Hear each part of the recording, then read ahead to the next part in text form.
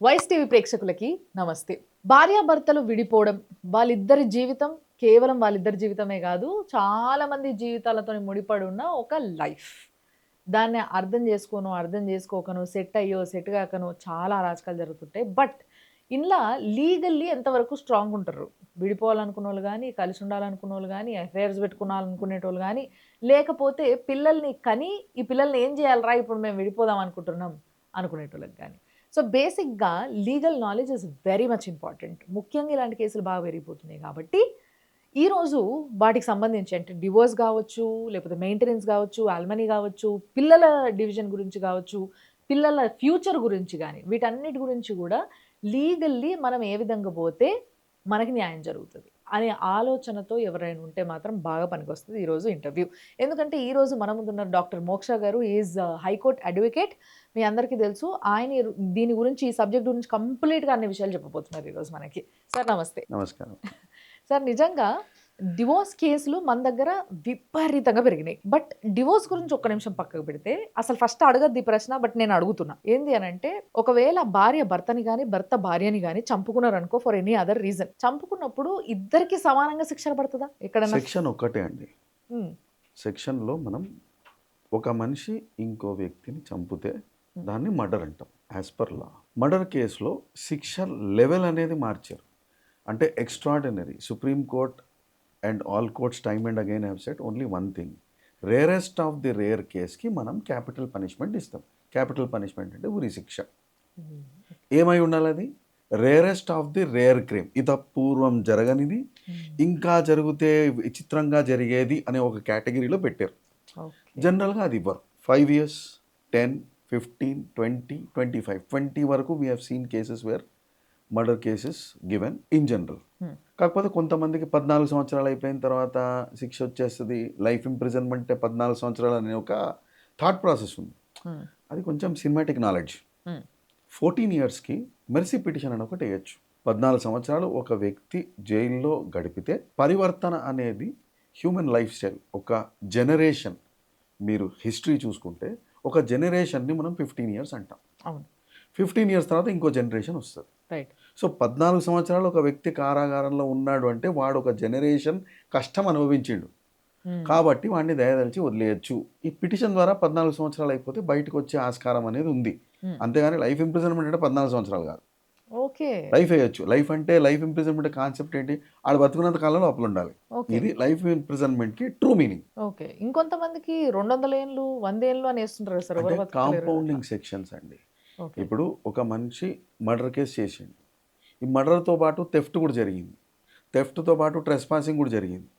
So దానికి 20, దీనికి 10, దానికి 30 కాంబినేషన్ అంతా వేసుకుంటే 200, 150, 140 అట్లా వస్తుంది. బట్ అవన్నీ కాంబినేషన్ తీసుకుంటే వీడికి శిక్ష పడే టైంకి లెటస్ సే వీడు 45 years అనుకుందాం. లైఫ్ వేసినాం అనుకోండి, వీడు 100 సంవత్సరాలు బతుకుతామని ఒక హైపోథెటికల్ వేసుకుంటే 60 సంవత్సరాలు శిక్ష వేసినట్టు, 45 అయితే 55 సంవత్సరాలు వేసినట్టు. జీవితం ఒక జనరేషన్ టైం అయిపోయిన తర్వాత 15 yearsలో జైల్లో ఉండి పరివర్తన అనేది మనసులో రావచ్చు, బ్రెయిన్లో రావచ్చు, అన్నిట్లో రావచ్చు. సో ఆ సత్ప్రవర్తన చూసి ఏ ఇండిపెండెన్స్ డేనో రిపబ్లిక్ డేనో కపాటాలు తీసేస్తారు. ఈ 14 మందిని, 20 మందిని, 40 మందిని వదిలేసినామంటారు. ఓ లిస్ట్ రాస్తారు, రిలీజ్ చేస్తారు. టాపిక్ ఇప్పుడు అది కాకపోయినా మీరు ఎట్లాగో తీసారు కాబట్టి ఆ టాపిక్ అడిగేస్తున్నా సార్ నేను. ఎంత పెద్ద తప్పు చేసినా కూడా శిక్షని అంటే 14 సంవత్సరాలు, ఇప్పుడు ఫర్ ఎగ్జాంపుల్ వాడికి 20 సంవత్సరాలు, 50 సంవత్సరాలు లేకపోతే లైఫ్ ఏదో పడింది. పడ్డ వ్యక్తికి 14 సంవత్సరాలు ఒక జనరేషన్ ఉన్న తర్వాత వాడికి మర్సీ పిటిషన్ వేసుకోవడానికి ఎందుకు ఆస్కారం ఇస్తుంది అని కొంతమందికి అనిపిస్తుంది. ఇప్పుడు ఫర్ ఎగ్జాంపుల్ చంటి పిల్లల్ని రేప్ చేస్తున్నారు చాలామంది. అట్లాంటి వాళ్ళకు కూడా ఈ వెసులుబాటు ఉంది చట్టంలో. ఇది చాలా కోపాన్ని తెప్పిస్తుంటుంది మిగతా వాళ్ళకి. మరి how does you explain this? మనిషిలో మార్పు అనేది ప్రకృతి సహజం అండి. ఒక వ్యక్తి 2010లో ఎలా ఉన్నాడో 2020లో అలాగే ఉంటాడు అనుకోవడం తప్పు. నెలలో మారిన వ్యక్తులు ఉన్నారు, సంవత్సరంలో మారిన వ్యక్తులు ఉన్నారు, ఒక సన్నివేశం వల్ల మారిన వ్యక్తులు ఉన్నారు. ఒక వ్యక్తి ఒకప్పుడు మర్డర్ చేశాడు అంటే వాడు జీవితాంతం అదే యాటిట్యూడ్తో ఉంటాడు అనే గ్యారంటీ లేదు. భారత రాజ్యాంగంలో మనము ఇలా తప్పు చేశాడు అలా శిక్షించేద్దాం, వాడు ఒక మనిషిని చంపాడు ఇంకో మనిషిని చంపుదాం, ఈ వెండేటా వాయిలెన్స్ ఓరియంటెడ్ రాజ్యాంగం కాదు మనది. మారుతాడు, క్షమించాలి, క్షమించడం ధర్మము, హ్మ్. ఇలాంటి సిద్ధాంతాల మీద మన న్యాయశాస్త్రం అనేది రచింపబడింది. ఓకే. ఒక మంచి వ్యక్తి ఉన్నాడు, కిరాతకుడుగా మారారు, సొసైటీకి నష్టం. ఒక కిరాతకుడు మహదైశ్వర్యవంతుడు మంచిగా మారాడు, సొసైటీకి ఉపయోగం కదా. హ్మ్. ఆ అవకాశమే పోగొడితే ఎట్లా? అందుకు క్షమించడం అనేది న్యాయశాస్త్రంలో ఉన్న విషయం. వాడు అర్హుడా కాదా అనేది మెర్సీ పిటిషన్ వేసినప్పుడు దర్యాప్తు చేసి డిసైడ్ చేసి ఇస్తారు. మెర్సీ పిటిషన్ మెకానికల్ కాదు, ఇట్లా వేయంగానే అట్లా వదిలేరు. ఓకే. మెర్సీ పిటిషన్ వేసిన తర్వాత జైల్లో వాడు కస్టడీలో ఉన్నప్పుడు ఏముంది, జైల్లో వాడి రిపోర్ట్ ఏంటి, మిగతా ఖైదీలతో ఎలా బిహేవ్ చేస్తున్నాడు, జైలర్తో ఎట్లా బిహేవ్ చేస్తున్నాడు, ఇవన్నీ పరిగణనలో తీసుకొని ఒక డెసిషన్ తీసుకుంటారు. Okay. It is not automatic, it is specific. Okay. So, yes. Coming back to the topic. So, ఇప్పుడు దీంట్లో గూడా అంటే ఇప్పుడు నేను అడిగిన గదా! భార్య భర్తని గాని, భర్త భార్యని గాని చంపితే సేమ్ ఉంటది శిక్ష అంటే మర్డర్ ఈజ్ మర్డర్ అన్నారు. శిక్ష ఎవరికైనా ఒకటే. బట్ ఇప్పుడు భార్యాభర్త కాకముందు అంటే వెన్ దే ఆర్ లవర్స్ లేదా ఒక రిలేషన్‌షిప్ మెయింటైన్ చేస్తుర్రు. ఏదో ఉంది. అప్పుడు ఏంది అనంటే ఇద్దరిట్లో ఏ ఒక్కళ్ళు చనిపోయినా వాళ్ళ ఫ్యామిలీ మొత్తం ఎఫెక్ట్ అయితది. ఒకటి. ఇంకోటి పెళ్లి చేసుకున్నాక హనీమూన్‌లో హత్యలు చాలా చూస్తున్నాం మనం ఈ మధ్య. అసలు ఇదైతే దారుణం. ఇది గూడా మొత్తం వాళ్ళ ఫ్యామిలీ అందరిని డిస్టర్బ్ చేస్తది. ఇటు ఫ్యామిలీని అంటే 2 ఫ్యామిలీస్‌ని డిస్టర్బ్ చేస్తది. కమింగ్ టు కిడ్స్ అయిన తర్వాత అంటే పిల్లలు పుట్టిన తర్వాత భార్య భర్తను చంపడమో, భర్త భార్యను చంపడమో ఈ 3 సినారియోస్‌లో అక్కడనేమో పిల్లలు నష్టపోతారు. ఇక్కడనేమో 2 వైపుల ఫ్యామిలీస్ నష్టపోతాయి. ఇక్కడనేమో ఒకవైపు ఫ్యామిలీ నష్టపోతది. సో, ఇలాంటి పరిస్థితుల్లో గూడా శిక్ష సేమ్‌గానే పడతదా? లేకపోతే ఇంకేదైనా ఉంటదా? మనం 3 సన్నివేశాలను విడివిడిగా తీసుకుందాం. హనీమూన్ మర్డర్స్లో అసలు మర్డర్కి బేసిక్ కాన్సెప్ట్ ఏంటంటే ప్రణాళిక ఏమన్నా ఉందా, యాదృచ్ఛికంగా జరిగిందా. ఇప్పుడు ప్రతిదీ ఒక మనిషి చేతిలో ఇంకో మనిషి చచ్చిపోయాడు, ఇట్ ఈస్ ప్లాన్డ్ హ్మ్. ఆర్ ఇట్ ఈస్ యాక్సిడెంటల్, రెండే ఇష్యూలు ఉంటాయి. హ్మ్. యాక్సిడెంటల్ అయి ఉండొచ్చు, ప్లాన్డ్ కూడా అయి ఉండొచ్చు. హ్మ్. ప్లాన్డ్ అయితే శిక్ష ఎక్కువ ఉంటుంది. ఓకే. ప్లానింగ్కి ఒక సిబ్బంది, మిగతా మనుషులు, ఎక్విప్మెంటు ఇవన్నీ ఉన్నాయి. ఇప్పుడు చంపడానికి ఏ ఎక్విప్మెంట్స్ తీసుకున్నారు? ఉదాహరణకి ఒక వ్యక్తికి మ్యాంగో జ్యూస్ అంటే ఇష్టం, ఇది ఆ లవర్కి తెలుసు కదా. హ్మ్. సో మ్యాంగో జ్యూస్లో విషం వేసి వాడికి తాగించి చంపేసిండు అనుకోండి for example, it's planned murder, accident కాదు. హ్మ్. స్లిప్ అయి మెట్ల మీద నుంచి పట్టి చచ్చాడు, hmm. Accident or murder. Hmm. Court will decide based on this. Planned అన్నప్పుడు మీకు క్రిమినల్ కాన్స్పిరెన్సీ యాడ్ అవుతుంది, క్రిమినల్ ఇంటిమిడేషన్ యాడ్ అవుతుంది, హ్మ్. 1-2 సెక్షన్లు యాడ్ అవుతాయి, శిక్షలు పెరిగే ఛాన్స్ ఉంటుంది. హ్మ్. మనము మిగతా కరస్పాండింగ్ ఆస్పెక్ట్స్ ప్రూవ్ చేస్తే, ఇప్పుడు మీరు ప్లాన్ అన్నారు, క్రిమినల్ కాన్స్పిరెన్సీ అన్నారు, క్రిమినల్ కాన్స్పిరెన్సీకి ఇంకో వ్యక్తి కూడా ఉంటాడు కదా. అవును. మర్డర్ చేసిన వాడికి ఎంత శిక్షో, చేసిన దానికి ప్రోత్సహించిన వాడికి ఎక్కువ శిక్ష ఉంటుంది, ఓహ్! ప్రోత్సహించి సపోర్ట్ చేసిన వాడికి ఇంకెక్కువ శిక్ష ఉంటుంది. వీడికి 14 అయితే ఆడికి 20 వేస్తారు, వీడికి 20 అయితే ఆడికి 30 వేస్తారు. ఓకే. ఎంత రేంజ్లో ప్రోత్సహించిండు అనే దానికి కూడా ఇంపార్టెన్స్. హ్మ్. మర్డర్ చేసేటప్పుడు ఇంకో కత్తిని తీసుకొని వచ్చి ఇది కూడా పొడుగు బాగుంటుంది అన్నాడు అనుకోండి, అది శాడిజం కిందకి వస్తుంది. దానికి కూడా ఎక్స్ట్రా పీనల్ ప్రొవిజన్స్ ఉన్నాయి. సో సిచ్యువేషన్ వైజ్, వ్యగ్రత బట్టి, ఫోకస్ బట్టి, ప్లాన్ బట్టి, మనుషుల బట్టి శిక్షలు మారుతాం. ఓకే. సో శిక్ష అనేది పెరిగే ఛాన్స్ ఎక్కువ.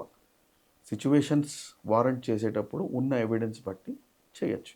ఇప్పుడు వాళ్ళు చేసిండ్రు, మర్డర్ చేసిండ్రు, ఎందుకు మర్డర్ చేసిండ్రు, వీడిది ఏదో ఆస్తి ఉంది, వాడు వాళ్ళ పేరు మీద తీసుకుందాం అనుకున్నారు, లేదా వీడితో గోల్డ్ ఉంది. ఇప్పుడు కొన్ని సన్నివేశాల్లో వాడు ప్రేమించా అని చెప్తాడు, హ్మ్.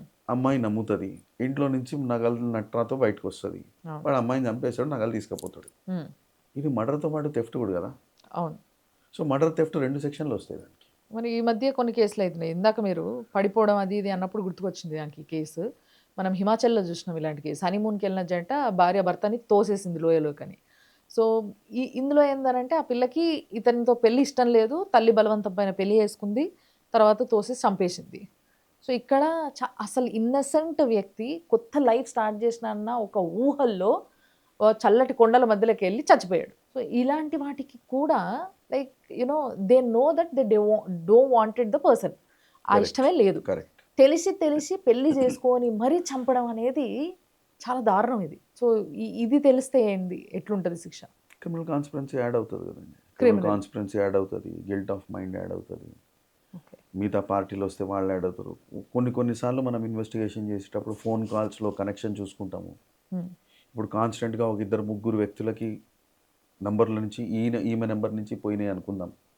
వాళ్ళని కూడా మనం పార్టీలు చేస్తాం, వాళ్ళు కూడా కో అక్యూజ్లు అవుతారు. వాళ్ళ ఎవిడెన్స్, వాళ్ళ ఇన్వెస్టిగేషన్ తీసుకుంటాం. ఒక వ్యక్తి చేయలేదు.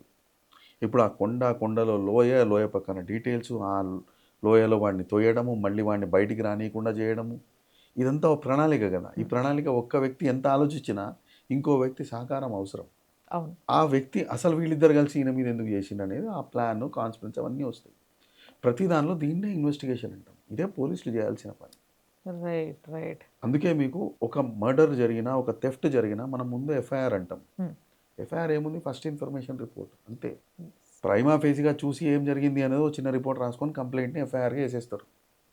తర్వాత పోలీసు వాళ్ళు ఎంక్వైరీ, దర్యాప్తు చేస్తారు. వాడిని అడుగుతారు, వీడిని అడుగుతారు, వీళ్ళు ఏ హోటల్లో ఉన్నారో వాళ్ళని అడుగుతారు, క్యాబ్ డ్రైవర్ అంటే వాడిని డీటెయిల్స్ అడుగుతారు, ఫోన్ ట్రాకింగ్ చేస్తాము, ఏ ఫోన్ కాల్స్కి వెళ్ళినాయని చూస్తాము.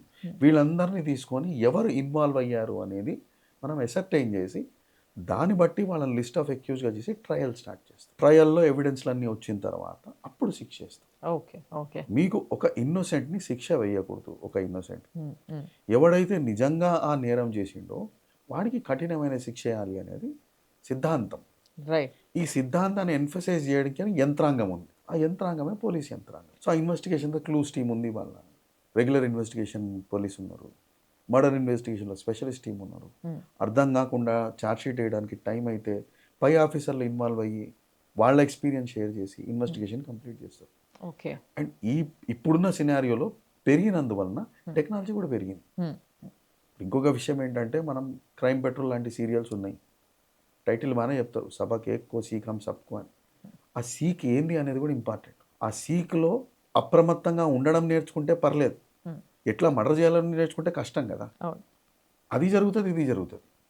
మీరు మొత్తం ఒక రిలే ఇస్తున్నప్పుడు, ఇలా జరిగింది అన్నప్పుడు ఇలా చేయొచ్చేమో అని కూడా ఆలోచించే వ్యక్తులు కూడా ఉంటారు. సో బోత్ సైడ్స్ ఉన్నాయి. అందుకే టోటల్ ఇన్వెస్టిగేషన్ మెకానిజం అనేది ఏ టీవీ ఛానల్కి టెలికాస్ట్ చేసే రైట్స్ పోలీస్ వాళ్ళు ఇయ్యరు. Okay. That is the fundamental rule. ఈ చంపుడు కార్యక్రమంలో ఇంకో వర్జన్ మనం చూస్తూ ఉన్నాం, బాగా దారుణమైన వర్జన్ ఇది. తల్లి కానీ తండ్రి కానీ, అంటే ఈ ఇద్దరు పార్ట్నర్స్లో ఎవరో ఒకరు వాళ్ళు ఎవరినో ప్రేమిస్తారో, అఫేర్ పెట్టుకుంటారో, వాళ్ళతో కలవాలన్నా లేకపోతే వాళ్ళతో మాట్లాడాలన్నా ఇంట్లో ఉన్న పిల్లలు అడ్డమైపోతుంటారు. సో అట్లా చంపడం అనేది మనం చూసినాం. లేదా అప్పుల బాధకి చంపిన కేసుని కూడా చూసినాం మనము. తల్లిదండ్రులు ఇద్దరు కలిసి అప్పులు చేసిండ్రు, అంటే భార్యాభర్తలు ఇద్దరు కలిసి ఆ అప్పులు కట్టలేని పరిస్థితిలో వాళ్ళు చచ్చిపోదాం అనుకున్నారు, కానీ వాళ్ళకన్నా ముందు పిల్లల్ని చంపడం జరిగింది. తర్వాత ఇందులో ఒకరు మిగిలిపోవడం, ఇలాంటివి జరుగుతూ ఉంటాయి. సో ఇలాంటి కేసెస్లో ఎక్కువగా పిల్లల్ని చంపుతున్న భార్యాభర్తల్ని చూస్తున్నాం మనం. సో ఇదేంటి, వీళ్ళ పరిస్థితి ఏంటి? అంటే బాండేజ్ లేదు వ్యవస్థలో. ఉమ్మడి కుటుంబం వ్యవస్థ అనుకోండి, కుటుంబం అనేది ఒక ఇమోషన్. ఆ ఇమోషనల్ అటాచ్మెంట్ అనేది ఫస్ట్ వీళ్ళిద్దరికీ లేదు. వీళ్ళిద్దరికీ లేనిది వీళ్ళిద్దరికీ కలిసి పిల్లల మీద రావడం అనేది కష్టం. ఇది యాటిట్యూడ్ ప్రాబ్లం. మిగిలిపోయిన వాడిని అసలు ప్రపంచానికి చూపించకపోవడమే బెటర్. సపోజ్ హస్బెండ్ ఉన్నాడు, పిల్లల్ని చంపేసిండు, వైఫ్ని చంపేసి వీడికి మిగిలిపోయిండు. మిగిలిపోయిందంటే ఎక్కడో వీడికి జీవితం మీద ఆశ కాదు, వాళ్ళని చంపాలనే ఆశయం ఎక్కువగా అనిపిస్తుంది. సో వీడిని ఎక్కువ కఠినంగా శిక్షించడం అనేది ఇంపార్టెంట్. తల్లి, ముగ్గురు చచ్చిండ్రు, తల్లి మిగిలింది, ఇది ఎక్స్ట్రాడినరీ సినారియో. ఒక మనిషిని చంపడం అనేది వ్యగ్రతతో కూడిన విషయం. మీకు ఎంతో ప్లానింగ్ కావాలి, గుండె ధైర్యం కావాలి. ఒక మనిషిని చంపడం అంత ఈజీ కాదు. సూసైడ్ చేసుకోవడం కూడా అంత ఈజీ కాదు. చావుకి ఇంకొన్ని చంపడానికి గుండె ధైర్యం ఎక్కువ ఉండాలంటారు. అంటే అంత వ్యగ్రత ఆ మనుషుల్లో ఉంది. ఎందుకు వచ్చింది? ఎమోషన్ లేదు, ఎఫెక్షన్ లేదు, కనెక్టివిటీ లేదు. ఇదేమైపోయిందంటే పెళ్ళి కాంట్రాక్ట్ అయిపోయింది, పిల్లలు కాంట్రాక్ట్లో సబ్ కాంట్రాక్ట్ అయ్యిండ్రు. సో కాంట్రాక్ట్కి వ్యాలిడిటీ లేనప్పుడు సబ్ కాంట్రాక్ట్కి ఫీలింగ్స్ ఉండవు కదా. అది సమాజంలో వచ్చేసింది. న్యూక్లియర్ ఫ్యామిలీస్ అని మనం ఎంత పాజిటివ్గా ఇవాళ తీసుకుంటున్నామో, భద్రత లేని విషయం అనేది ఒక సైడ్ ఎఫెక్ట్ దీనికి. ఫస్ట్ పేరెంట్స్ చూసుకోవాల్సింది ఓకే, ఆస్తి, కెపాసిటీ, ప్రైజు, క్వాలిఫికేషన్, ఎంప్లాయ్మెంట్, ఇవన్నీ ఎంత ఇంపార్టెంటో బ్యాక్గ్రౌండ్ చెక్లో ఒకప్పుడు మిగతా వాళ్ళతో వీళ్ళ బిహేవియర్ ఏంది అనేది చూసేటోడు. ఎటువంటి వ్యక్తులు వీళ్ళిద్దరు అనేది అసెస్ చేసేటోడు. ఇప్పుడంతా ఏమైపోయిందంటే matrimony.com ప్రిఫిక్స్లు వదిలేసేయండి, సఫిక్స్లు వదిలేసేయండి. మనం ఫోటోలు చూస్తున్నాం, జీవితం డిసైడ్ చేస్తున్నాం. ఇవాళ ఫేస్బుక్ డిసైడ్ చేసింది, ఆస్ట్రాలజీ కూడా డిసైడ్ చేయట్లేదు. ఇలాంటి సిచ్యువేషన్లో ఇమోషన్ లేదు కాబట్టి ఇలాంటి అవుట్పుట్స్ వస్తాయి. శిక్ష తీవ్రంగా ఉంటే భయమన్నా ఉంటుంది. హ్మ్. అందుకు ఇట్లాంటి కేసుల్లో సజెస్టెడ్ ఏంటంటే ట్రయల్ ఫాస్ట్ ట్రాక్ చేసి నార్మల్గా మనం 20 సంవత్సరాలు వేస్తాం. పిల్లల్ని చంపినందుకు మీరు 50 సంవత్సరాలు వేసిండ్రు అనుకోండి, దానిలో మీరు కఠిన కారాగార శిక్ష కూడా యాడ్ చేసిండ్రు అనుకోండి, హ్మ్. నెక్స్ట్ చేయడం అనుకున్నవాడు భయపడతాడు. కఠిన కారాగారం అంటే ఎట్లుంటది సార్? వింటాం గానీ బాగా న్యూస్‌లో. అంటే కఠిన కారాగార శిక్ష అంటే వాళ్ళ చేత ఎక్కువ పనులు చేయిస్తాం. ఓకే. జైల్లో ఫ్రీ ఫుడ్ ఉండదు. హ్మ్. ఏదో ఒక పని చేయాలి. మామూలుగా గార్డెనింగ్ వర్క్ చేసేటోడిని రాళ్ళు కొట్టిస్తారు. ఓకే. రాళ్ళు కొట్టించి గార్డెనింగ్ కూడా చేయిస్తాం. ఓ 4 అవర్స్ వర్క్ ఉంటుంది, 4 అవర్స్ రెస్ట్ ఉంటుంది. 24 అవర్స్లో 4 to 6 అవర్స్ వర్క్ అనుకుందాం. ఈ కఠిన కారాగార ఇస్తే సింపుల్ ఇంప్రిజన్మెంట్ ప్యారలల్గా నడవాల. 4 గంటలు దీనికి, 2 గంటలు దానికి, 8 గంటలు నాడు పని చేస్తూనే ఉంటాడు. హ్మ్. 8, 12 అవుతుంది. వేరు వేరు ఫిజికల్ యాక్టివిటీస్ చేస్తారు. హ్మ్. కంఫర్ట్ జోన్లో ఉండడు. వాడు ఎక్కువ ఇంకోటిని హింసించినాడు అనుకోండి జైల్లో, వాడిని సపరేట్ ఐసోలేషన్లో పెడతారు. ఇవన్నీ ఉన్నాయి. సో మనిషి చేసేదాన్ని బట్టి రెస్పాన్స్ ఉంటుంది. ఓకే. సో ఇది లోపల ఏం జరుగుతుందని మనకు తెలియదు. వాడు ఎట్లా శిక్ష అనుభవిస్తున్నాడు అనేది క్లారిటీ లేదు. హ్మ్. హ్మ్. అలాంటివి మనము ఇప్పుడు కఠిన కారాసి మీరు అడిగింది చూడండి డెఫినేషన్. అట్లా డెఫినేషన్లు మనం రిగరస్ ఇంప్రిజన్మెంట్ డెఫినేషన్ కూడా హ్మ్. జడ్జిమెంట్లలో రాసి హ్మ్. రిగరస్ ఇంప్రిజన్మెంట్లో ఈ యాక్టివిటీస్ వీడిచే చేయిస్తున్నాము అని మనం ఒక క్లారిటీ ఇస్తే మేబీ బెటర్మెంట్ ఉండొచ్చు. Hmm. Transparency of judgements, implementation of judgements. ఒకసారి రిగరస్ ఇంప్రిజన్మెంట్ ఇచ్చినాము, ఏపీల్లో మళ్ళీ సెంటెన్స్ సస్పెన్షన్ ఇవ్వకూడదు. ఇట్లాంటి కొన్ని సడలింపులు మనం చూస్తే బాగుంటుంది. కానీ ఆల్వేస్ ఒక జడ్జి ఇచ్చింది మీరు తరచూ చూస్తూ ఉంటారు. ట్రయల్ కోర్టు కన్విక్ట్ చేసింది, హైకోర్టు ఇమ్మీడియట్గా స్టే ఇస్తుంది, సుప్రీంకోర్టు దానికి స్టే ఇస్తుంది. ఎందుకు జరిగినాయి అంటే ఒపీనియన్లో, ఎవిడెన్స్ అప్రిసియేషన్లో లోపాలు జరిగినప్పుడు హ్మ్. ఇలాంటి సందర్భాలు వస్తాయి. ఓకే. బట్ స్పెసిఫిక్గా దాన్నే మనం స్పీకింగ్ ఆర్డర్ అంటాం. హ్మ్. ప్రతి ఎవిడెన్స్ని డీటెయిల్డ్గా రాస్తూ ఆ ఎవిడెన్స్ నుంచి ఆ జడ్జి ఏం ఇన్ఫర్ చేసిండు, హ్మ్. ఏం కనుక్కున్నాడు, ఆ కనుక్కునేది శిక్ష మీద ఎలా అమలు చేసిండు, ఇంత డీటెయిల్డ్గా మీకు జడ్జిమెంట్ రాస్తే సెట్ అసైడ్ అవ్వడాలు, ఎపీల్ ఫర్దర్ పోవడాలు అనేవి జరగవు. ఓకే. సో జడ్జిల మీద ఆ బాధ్యత ఉంది. సో అది ఎంత డీటెయిల్‌గా రాస్తారు, ఎట్లా రాస్తారు అనేది ఇట్ షుడ్ చాలా బి ఆన్ ఇంపార్టెంట్ దెమ్. అవుతుంది. అది నిజంగా చాలా వాళ్ళ పైన ఇంపార్టెంట్. ఆధారపడి ఉంటది కాబట్టి వాళ్ళు జాగ్రత్తగా రాయాల్సుంటది. రైట్. అండ్ ఇక్కడ ఒకటి ఇంకో రేర్ కేస్ సార్ ఇది. అంటే ఇంతకుముందు బాగా జరిగేవి ఇవి. ఇప్పుడు కొంచెం తగ్గుతూ వచ్చింది. ఎందుకు అనంటే parents are preferring to stay away from their own kids after their marriage. పిల్లలకు ఒక్కసారి పెళ్లి చేసిన తర్వాత ఇంక వాళ్ళు సెపరేట్, మేము సెపరేట్ ఉంటాంలే అనుకునే పేరెంట్స్ చాలామంది అయిపోయారు కాబట్టి కొంతవరకు తగ్గినాయని చెప్పాలి. లేకపోతే భార్యాభర్త ఇద్దరూ కలిసి తల్లిదండ్రులను చంపే కేసెస్ ఇంతకుముందు బాగా వినేవాళ్ళం మనం. కరెక్ట్. ఇది మహాపాపం. మనందరికీ కూడా తెలుసు. అంటే మీరిందాక అన్నారు కాబట్టి అడుగుతున్నాను నేను. మన చట్టాలన్నీ గూడా ధర్మబద్ధంగా చేయబడినయి. ధర్మాన్ని బేస్‌గా మార్చుకొని చేయబడినయి అని అన్నారు మీరిందాక. సో, ధర్మబద్ధంగా చూస్తే అత్యంత పాపం ఇది తల్లిదండ్రులను చంపడం. సో, అట్లా చంపాలని చూస్తున్న వైఫ్ అండ్ హస్బెండ్‌కి ఏం చెప్పాలనుకుంటారో ఒకసారి చెప్పండి మీరు? ఎట్లాంటి శిక్ష పడతది? వీళ్ళకి ఎట్లుంటది? అంటే శిక్ష కంటే అండి ఓ క్లారిటీ ఉంటుంది. మనిషి మర్చిపోయేది ఏంటంటే everyone is observed by every other person. మనలో సమాజం లేదు, సమాజంలో మనం ఉన్నాం. హ్మ్. ఈ సమాజంలో పిల్లలు కూడా ఉన్నారు. వీళ్ళు వాళ్ళ పేరెంట్స్ని ఎంత బాగా చూసుకుంటారో అంతకంటే రెట్టింపు బాగా వాళ్ళ పిల్లలు వాళ్ళని చూసుకుంటారు. ఈ లెగసీ అనే ఒక చిన్న థిన్ లైన్ అర్థమైతే వాళ్ళ జాగ్రత్తలో వాళ్ళు పడతారు. అది లేకపోతే మా పిల్లలు నన్ను చాలా బాగా చూసుకుంటారనే ఊహ. ఇప్పుడు జనరల్గా ఏంటంటే ఏజ్ పెరిగిన పేరెంట్స్ హ్మ్. స్పెసిఫిక్గా అమ్మాయో అబ్బాయో బాగా చదువుకున్నా చదువుకోకపోయినా సంపాదించడం మొదలెట్టేటప్పుడు అంతవరకు టీవీ సినిమాలు చూసే పేరెంట్స్ సడన్గా మహాభారతము, రామాయణము, భక్తి గీతాలు చెప్పడం మొదలెడతారు. బాధ్యత అనేది పిల్లవాడికి చెప్పడం మొదలెడతారు. ఎందుకు? వాళ్ళకంటూ ఒక భయం వచ్చింది. నేను నా పేరెంట్స్ ఎట్లాగో చక్కగా చూసుకోలే, నా పిల్లలు నన్ను ఎట్లా చూసుకుంటారో నాకు తెలియదు కాబట్టి వాళ్ళకి హితబోధ చేస్తారు. కానీ మర్చిపోయేది ఏంటంటే వీళ్ళకి ఎంత మెమరీ పవర్ ఉందో వాళ్ళకు కూడా అంతే మెమరీ పవర్ ఉంది. అవును. ఆ మెమరీ పవర్ వాళ్ళు వాడుకుంటే వీళ్ళకి ఇబ్బంది అవుతుంది. సో ఈ చైన్ అనేది ఇప్పుడు ఎవరైనా ఇబ్బంది పడ్డారంటే ఎక్కడో వాళ్ళ ఇన్వాల్వ్మెంట్ కూడా ఉంది అనేది బేస్ ఆస్పెక్ట్. సో మనం ఏం చేస్తున్నాం అనేది మన నెక్స్ట్ జనరేషన్ మన సొసైటీ మనం చూస్తుంది అనే క్లారిటీ ఉన్నప్పుడు Hmm. ఇలాంటి రిస్కులు జరగవు. ఓకే. జరిగినప్పుడు న్యాయబద్ధంగా అయితే వేరే డిఫరెన్సెస్ ఏం లేవు. హ్మ్. ఎందుకంటే మనం మర్డర్లో వ్యగ్రతను డిఫైన్ చేస్తున్నాము, హ్మ్. స్టైల్ ప్లానింగ్ డిఫైన్ చేస్తున్నాము, ఫోకస్ డిఫైన్ చేస్తున్నాము. Hmm. మన న్యాయశాస్త్రం ఒక అవుట్పుట్ ఏంటి అంటే మనిషి మారి సొసైటీలో బాగుపడాలి అనేది మన ఫోకస్. అందుకు వీడు ఇలా చేసాడు కాబట్టి వీడి చేయి కట్ చేయి, అలా చేసాడు కాబట్టి వీడి మెడ కట్ చేయి, ఇలా ఉండదు. ఆ ఓకే. సిద్ధాంతాలు మన దగ్గర లేవు. హ్మ్. మనము మనిషిని క్యాపిటల్ పనిష్మెంట్ ఎందుకు ఇవ్వట్లేదు అంటే కారణం కూడా మన న్యాయశాస్త్రం ఆ ఎక్స్ట్రీమ్ స్టెప్ తీసుకోవడానికి ప్రిఫర్ చేయదు. వాడు మారచ్చేమో, మనం ఎందుకు డెసిషన్ తీసుకోవాలా? హ్మ్. మారడానికి మనం కూడా ప్రయత్నిస్తాం. హ్మ్. శిక్షలో కూడా యంత్రాంగము వాడిని శిక్షించి వాడి చేత శాడిజం కాన్సెప్ట్ ఉండదు. హ్మ్. ఇప్పుడు ఒక డ్రంక్ అండ్ డ్రైవ్లో పట్టుబడ్డాడు, హ్మ్. వాడికి మనము కూర్చోబెట్టి డ్రంక్ అండ్ డ్రైవ్లో కౌన్సిలింగ్ యాక్సిడెంట్ల కౌన్సిలింగ్ చూపించి వీడియోలు చూపిస్తున్నాం. ఎందుకు చూపిస్తున్నాం? ఒరే ఇలా పాడైపోతారా, చెయ్యో కాల పోద్దురా, జాగ్రత్తరా, నెక్స్ట్ నుంచి అట్లా చేయకు అని చెప్తున్నాం.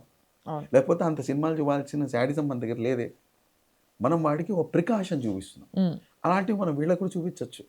అలాంటి మర్డర్ అయిన సన్నివేశాలు, వాళ్ళకి తర్వాత జరిగిన ఇంపాక్ట్లు మనం వీళ్ళకి చూపిస్తే కౌన్సిలింగ్ లాగా హ్మ్. కొంచెం బెటర్గా ఉంటుందనేది నా ఒపీనియన్. అలాంటి సిస్టమ్ అయితే లేదు. ఓకే. అంటే బేసిక్‌గా వీళ్ళేంది అనంటే ఇక్కడేం తప్పు జరగలేదు. అంటే లైక్ అనర్థం జరగలేదు గానీ తప్పు జరిగింది కాబట్టి ఓ వీడియో చూపించి కౌన్సెలింగ్ ఇచ్చి పంపిస్తుర్రు. కానీ అక్కడ ఆల్రెడీ తప్పు చేసున్నారు కాబట్టి వాళ్ళకి కౌన్సెలింగ్ సరిపోదు. శిక్ష కావాలి బేసిక్‌గా. కరెక్ట్. సో, దానివల్ల శిక్ష పడుతుంది బేసిక్‌గా. కానీ మన దేశంలో మాత్రం చాలా సాత్వికంగా ఉన్నాయి శిక్షలన్న విషయం నాకు అర్థమైతుంది ఈ లెక్కన. సో, అంటే కొంచెం మంచిగా, నిమ్మలంగా వాళ్ళు మారాలి అనే ఒక మంచి ఉద్దేశ్యంతో ఎట్లయితే తల్లి దండిస్తదో, ఆ విధంగా దండిస్తున్నాయి మన చట్టాలు అన్న విషయం అదే నాకు భారత రాజ్యాంగం అండి. అదే భారత రాజ్యాంగం గొప్పతనం నిజంగా చెప్పాలంటే. బట్ కొన్ని మాత్రం బాధ అనిపిస్తుంటాయి సార్. నిజంగా కొన్ని ఇన్సిడెంట్స్ అంటే మనుషులంత అంత అమ్మతత్వంతో లేరుగా. వాళ్ళలో ఒక కఠినత్వం వచ్చేసింది జనాల్లో. సో, అందరిలో అని కాదు కొంతమందిలో. సో, వాళ్ళని శిక్షించడానికి కూడా ఇవే చట్టాలు వాడాల్సొస్తుందన్నప్పుడే బాధ అనిపిస్తుంటది అప్పుడప్పుడు. బట్ అందుకే యెస్. మీకు స్పెషల్ సెక్షన్స్ వచ్చాయి. Hmm. Like if it is against children, hmm. You have POCSO. Yes. ఇదే స్పెషల్ ప్రొవిజన్స్. అంటే మామూలు శిక్ష ఎలాగుందో దాంతోపాటు ఈ శిక్ష కూడా అమలు చేస్తాం మనం. ఓకే. సో అడిషనల్ ప్రొవిజన్స్ వస్తాయి. హ్మ్. హ్మ్. సో అట్లా మనకి చైల్డ్ ఇష్యూస్ వచ్చినప్పుడు పాక్సో కేసెస్ ఉన్నాయి. ఓకే. లేదా someone who has done exclusive medical treatment, హ్మ్. డ్రగ్ ట్రీట్మెంట్ చేశారు, నార్కోటిక్స్ కేసులు కూడా మనల్ని బుక్ చేయొచ్చు. అట్లా మల్టిపుల్ స్పెషల్ ఎనాక్ట్మెంట్స్ కూడా యాడ్ చేస్తాం. హ్మ్. Okay. Dowry harassment, domestic violence ఈ సపరేట్ యాక్ట్. డొమెస్టిక్ వయలెన్స్ అన్నారు కాబట్టి దాని గురించి అడుగుదాం అనుకుంటున్నా సార్. ఇది ఇది గూడా ఇంతకుముందు విపరీతంగా ఉండేది. ఇప్పుడేంది అనంటే డైరెక్ట్ చంపేసుకోవడాలే అయిపోయింది కాబట్టి దానివల్ల తగ్గింది. లేకపోతే భార్యని చితకబాదడం లేదా ఇప్పుడు కొంచెం వీళ్ళకి రోజులొచ్చేసరికి భార్యలు భర్తల్ని చితకబాదడం గూడా జూస్తున్నాం మనం. సో, ఈ చితకబాదం చేసినప్పుడు ఇక్కడ గూడా ఇద్దరికీ సమానంగా శిక్షలు పడతాయా? ఒకవేళ భార్య భర్తను కొట్టినా, భర్త భార్యను కొట్టినా? ఎందుకంటే వీళ్ళిద్దరి ఎనర్జీస్ వేరు. ఇక్కడ భర్తకుండే బలం వేరు, భార్యకుండే బలం వేరు. భార్యకి తప్పించుకునే బలం తక్కువ comparatively with the husband. So, ఈ కేసెస్‌లో అడుగుతున్నా నేను.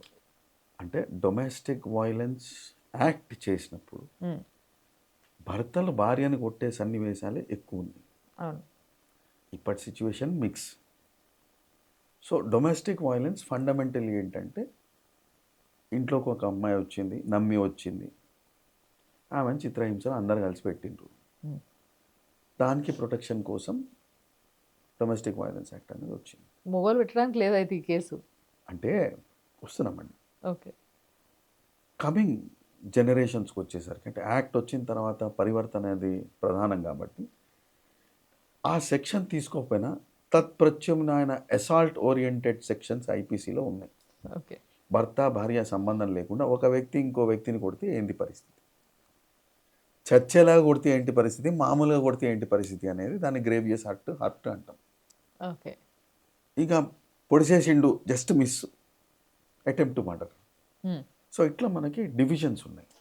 సో ఈ డివిజన్స్ అనేవి రెగ్యులర్ ఐపీసీలో హ్మ్. ఎప్పటి నుంచో ఉన్నాయి. హ్మ్. బిఎన్ఎస్లో కంటిన్యూ చేసాం మనం. హ్మ్. సో ఇప్పుడు ఫండమెంటల్గా మనం అడిగిన ప్రశ్నకి సమాధానం చెప్తే ఈ వయలెన్స్ అనేది ఫస్ట్ ఫోకస్ ఏంటండి, ఏదో ఒక రీజన్ ఉంది కదా. ఏమీ లేకుండా ఊరికినే మనుషులు కొట్టుకోరు కదా. రోడ్డు మీద పోయి ఇద్దరు కలిసి ఊరికినే కొట్టుకోవడం స్టార్ట్ చేయరు కదా. అవును. ఏదో కారణం ఉంటుంది. అందుకు ఫస్ట్ డొమెస్టిక్ వైలెన్స్ DVC కేసులు వేసినప్పుడల్లా మీకేం చేశారంటే ఉమెన్ పోలీస్ స్టేషన్స్కి వెళ్ళండి. అవును. మెన్ పోలీస్ స్టేషన్స్ లేవు కదా. సో ఉమెన్ పోలీస్ స్టేషన్స్కి వెళ్ళండి అని చెప్పారు. సో అక్కడేమో డీటెయిల్స్ తీసుకుంటారు. బట్ ఫోకస్ ఏంటంటే పిలిచి మాట్లాడదాం, అసలు ఏం జరిగింది, ఏంటి ప్రాబ్లము, ఎందుకు వచ్చింది, ఇలా ఈయన వర్షన్ చెప్తారు, అమ్మాయి వర్షన్ చెప్తుంది. పోలీసులు ఇచ్చి ఏదో కౌన్సిలింగ్ చేసి పంపించే ప్రయత్నం చేస్తారు. అల్టిమేట్గా కలిసి కాపురం చేయాల్సింది వీళ్ళిద్దరు. కోర్టు డైరెక్షన్ ఇస్తే కూడా కాపురాలు లేవు. కానిస్టేబుల్ కోర్టు కలిసి కాపురం చేయించలేదు కదా. అవును. సో వాళ్ళిద్దరిలో సఖ్యత అనే దానికి ఈ కౌన్సిలింగ్ ఏర్పాటు చేసినాం. అసలు ప్రాబ్లమ్స్ ఏంటి, ఎక్కడ డిఫరెన్సెస్ వస్తున్నాయి, ఏ ఇష్యూస్ ఉన్నాయి, వాటిని ఎట్లా సార్ట్ అవుట్ చేయాలి అనేది మనం ఇవాల్యుయేట్ చేస్తాం. Okay. Counselling fails, what is the solution? వాళ్ళిద్దరు డిసైడ్ చేసుకొని కాదు నీ వల్ల రోజు వేయగలేం, లెటర్స్ క్లోజ్. ఈ లెటర్స్ క్లోజ్ అనే కాన్సెప్ట్నే మనం డైవర్స్ అంటాం. రైట్. ఈ డైవర్స్కి ఇవన్నీ బేస్ అవుతుంది. అమాంతం వచ్చేసి మనుషులు డైవర్స్ పిటిషన్ ఫైల్ చేస్తే కోర్టు కూడా ఇవ్వదు. ప్రశ్న అడుగుతుంది కదా, ఏమైంది. ఆ ఏమైంది అనేది పిటిషన్ రూపంలో రాస్తారు. ఈ టైంలో మ్యారేజ్ అయింది అదనుకో ప్రూఫ్. ఆ తర్వాత పిల్లలు ఏమన్నా ఉన్నారా, పిల్లలు ఉన్నారంటే ఇప్పుడు ఒక ఎగ్జాంపుల్ తీసుకోండి, విచిత్రమైన ఎగ్జాంపుల్ తీసుకోండి. ఒక వ్యక్తికి ఒక పిల్లలు ఒక పాపో పుట్టారు. డౌరీ హెరాస్మెంట్ అయింది, కేసులు వేసుకున్నారు, పోయిండ్రు, కౌన్సిలింగ్ అయింది, వచ్చేసిండ్రు. ఆ తర్వాత మేము ఎప్పుడూ కొట్టుకుంటూనే ఉన్నామన్నారు పిటిషన్లో. ఎక్కడో మళ్ళీ కింద రాస్తారు, మాకు ఇంకో 3 సంవత్సరాల తర్వాత మళ్ళీ ఇంకో పిల్ల పుట్టింది. కొట్టుకుంటూ ఉంటే పిల్లలు ఎట్లా పుట్టింది? ఓకే. అంటే ఎక్కడో రాసిన పిటిషన్ తప్పు, వాళ్ళకి క్లారిటీ లేదు, లేకపోతే వాళ్ళు ఏదో సంపాదిందామనే కాన్సెప్ట్లో ఉన్నారు. మీరు పిటిషన్లు చదివితే తెలిసిపోతుంది సార్ పరిస్థితి ఏంది అని. మా మధ్య సఖ్యత లేదంటూ పిల్లలు బయటకు వస్తూ ఉంటే ఎక్కడో తేడా జరిగిందని అర్థం కదా సార్. ఇప్పుడు ఆ రెండిటికి అర్థాలే మారిపోయినాయి కదా సార్. ఇంతకుముందు కేవలం పెళ్లి చేసుకున్న అంటే ధర్మపత్ని లేదా ధర్మపతితో మాత్రమే సంబంధాలు ఉండేవి.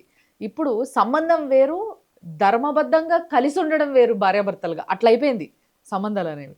సో దాన్ని మనం నిజంగా చెప్పాలంటే నాకు ఐఎమ్ వెరీ కన్ఫ్యూజ్డ్ మీరు ఇందాక అన్న దాన్ని బట్టి. అంటే లీగల్లీ ఎప్పుడైనా వీళ్ళిద్దరు ఎన్నో సంవత్సరాలుగా కొట్టుకుంటున్నారు కానీ వీళ్ళకి పిల్లలు పుట్టినరు అని అంటే హౌ ఇస్ ఇట్ పాసిబుల్ అనే అంత అమాయకమైంది మన చట్టాలని అయితే నేను అనుకోవట్లే. చట్టం is run by judges. Judges are human beings.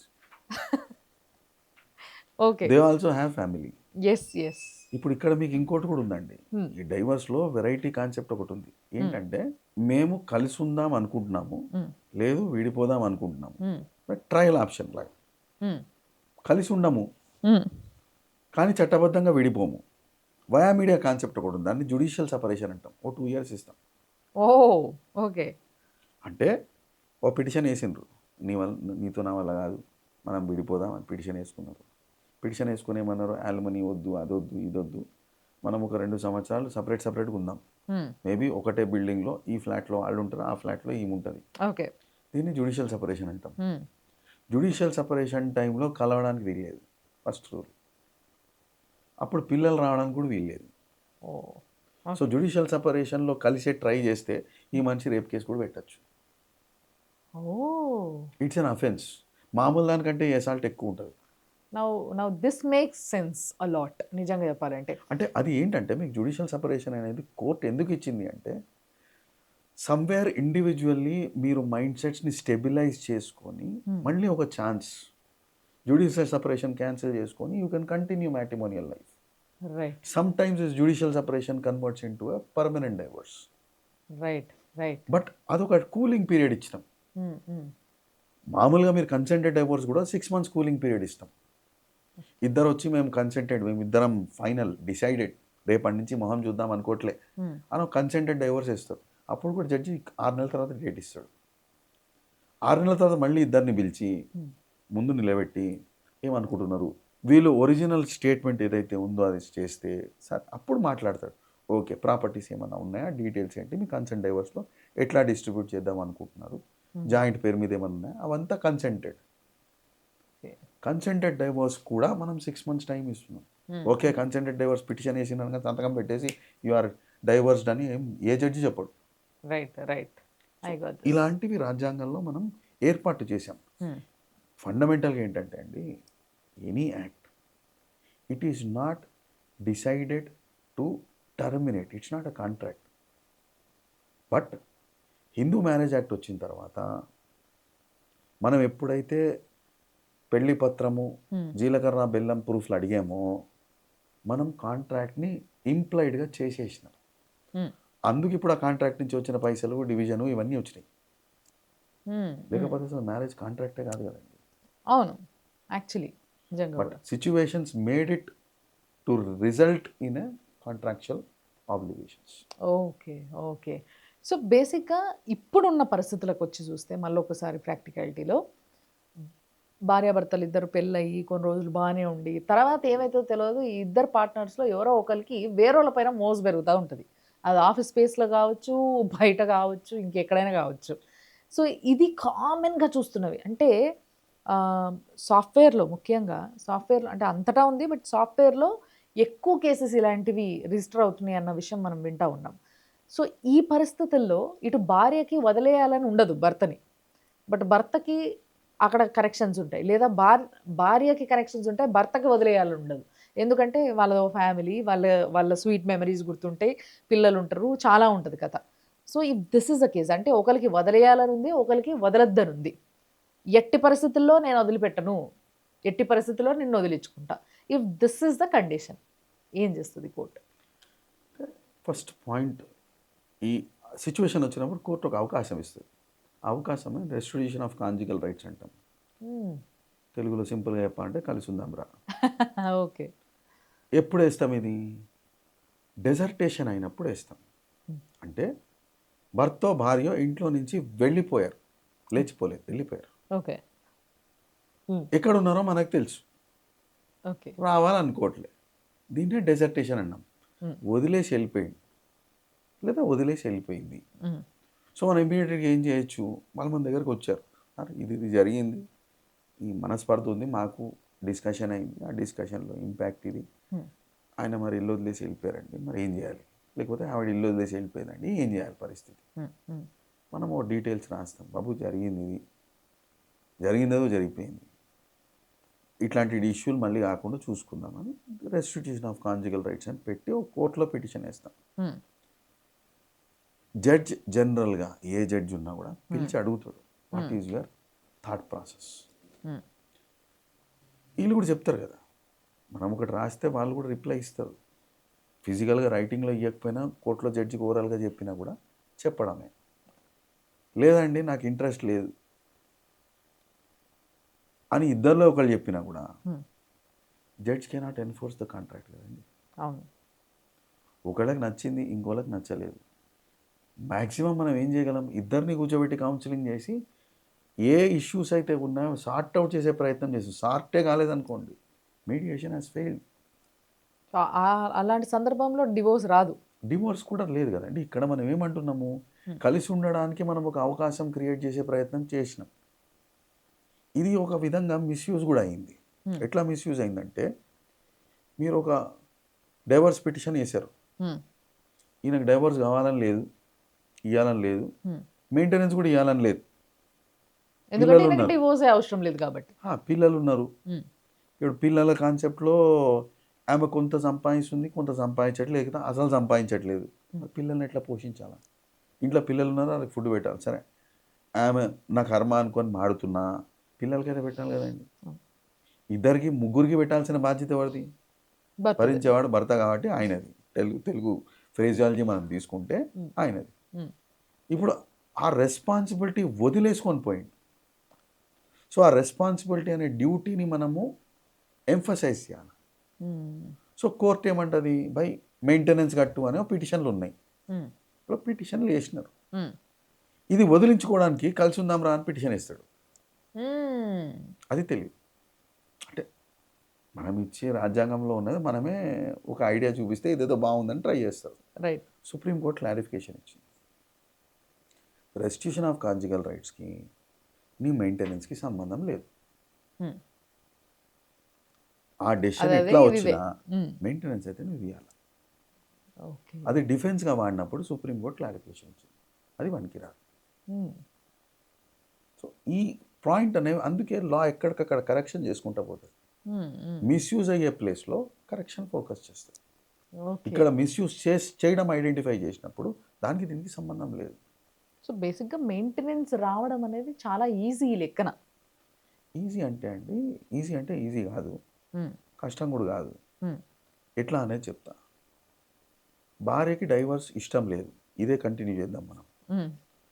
హస్బెండ్కి కలిసి ఉందామని ఇష్టం లేదు, మ్మ్. బాధ్యత ఇష్టం లేదు అనుకుందాం. మ్మ్. మ్మ్. ఇప్పుడు బాధ్యత అనేది ఎంఫసైజ్ చేయాలి. మీరు డైవర్స్ మెయింటెనెన్స్ అనేది ఒక్క డైవర్స్ పిటిషన్లో ఇంటర్లాకెటరీగా పెడితే, ఇంటరిమ్ రిలీవ్గా పెడితే అప్పుడు ఏమైపోతుంది రూలు? ఖచ్చితంగా ఈ అమ్మాయి డైవర్స్ పిటిషన్ వేయాలా, దానిలో మెయింటెనెన్స్ అడగాల. మ్మ్. అందుకు న్యాయం ఏం చేసిందంటే బాధ్యతని వదిలేసి పోవడం అనేది నేరం, అంతే కదా. అవును. ఇక్కడ ఏమన్నాం, భార్య ఉంది, పిల్లలు ఉన్నారు, మ్మ్. వీడు వదిలేసి వెళ్ళిపోయిండు, మ్మ్. నేరం కదా ఇది. అందుకు అప్పటి సిఆర్పిసిలో సెక్షన్ 125 పెట్టి, ఈమె డైవర్స్ కాన్సెప్టే లేదు అక్కడ, వీడు నేరం చేసిండు, మ్మ్. భరణం చేసే రెస్పాన్సిబిలిటీ వాంది కాబట్టి ముందు మెయింటెనెన్స్ మిగతా తర్వాత మాట్లాడదాం ఓకే. అనేది అక్కడ క్రిమినల్ ప్రొసీక్యూషన్స్లో మనము మెయింటెనెన్స్ ప్రొవిజన్ పెట్టాం. మ్మ్. మ్మ్. మినిమం ఏదైతే కాస్టింగ్ ఉంటుందో పిల్లలకి, స్కూల్కి, వాళ్ళు ఏమైనా రెంటెడ్ ఇంట్లో ఉంటే ఆ రెంటు, మ్మ్. ఫుడ్ ఎక్స్పెన్సెస్ ఇవే పరిగణిస్తాం. మెయింటెనెన్స్ అంటే లైఫ్ స్టైల్, మ్యాచింగ్ ఇవన్నీ కాదు. మ్మ్.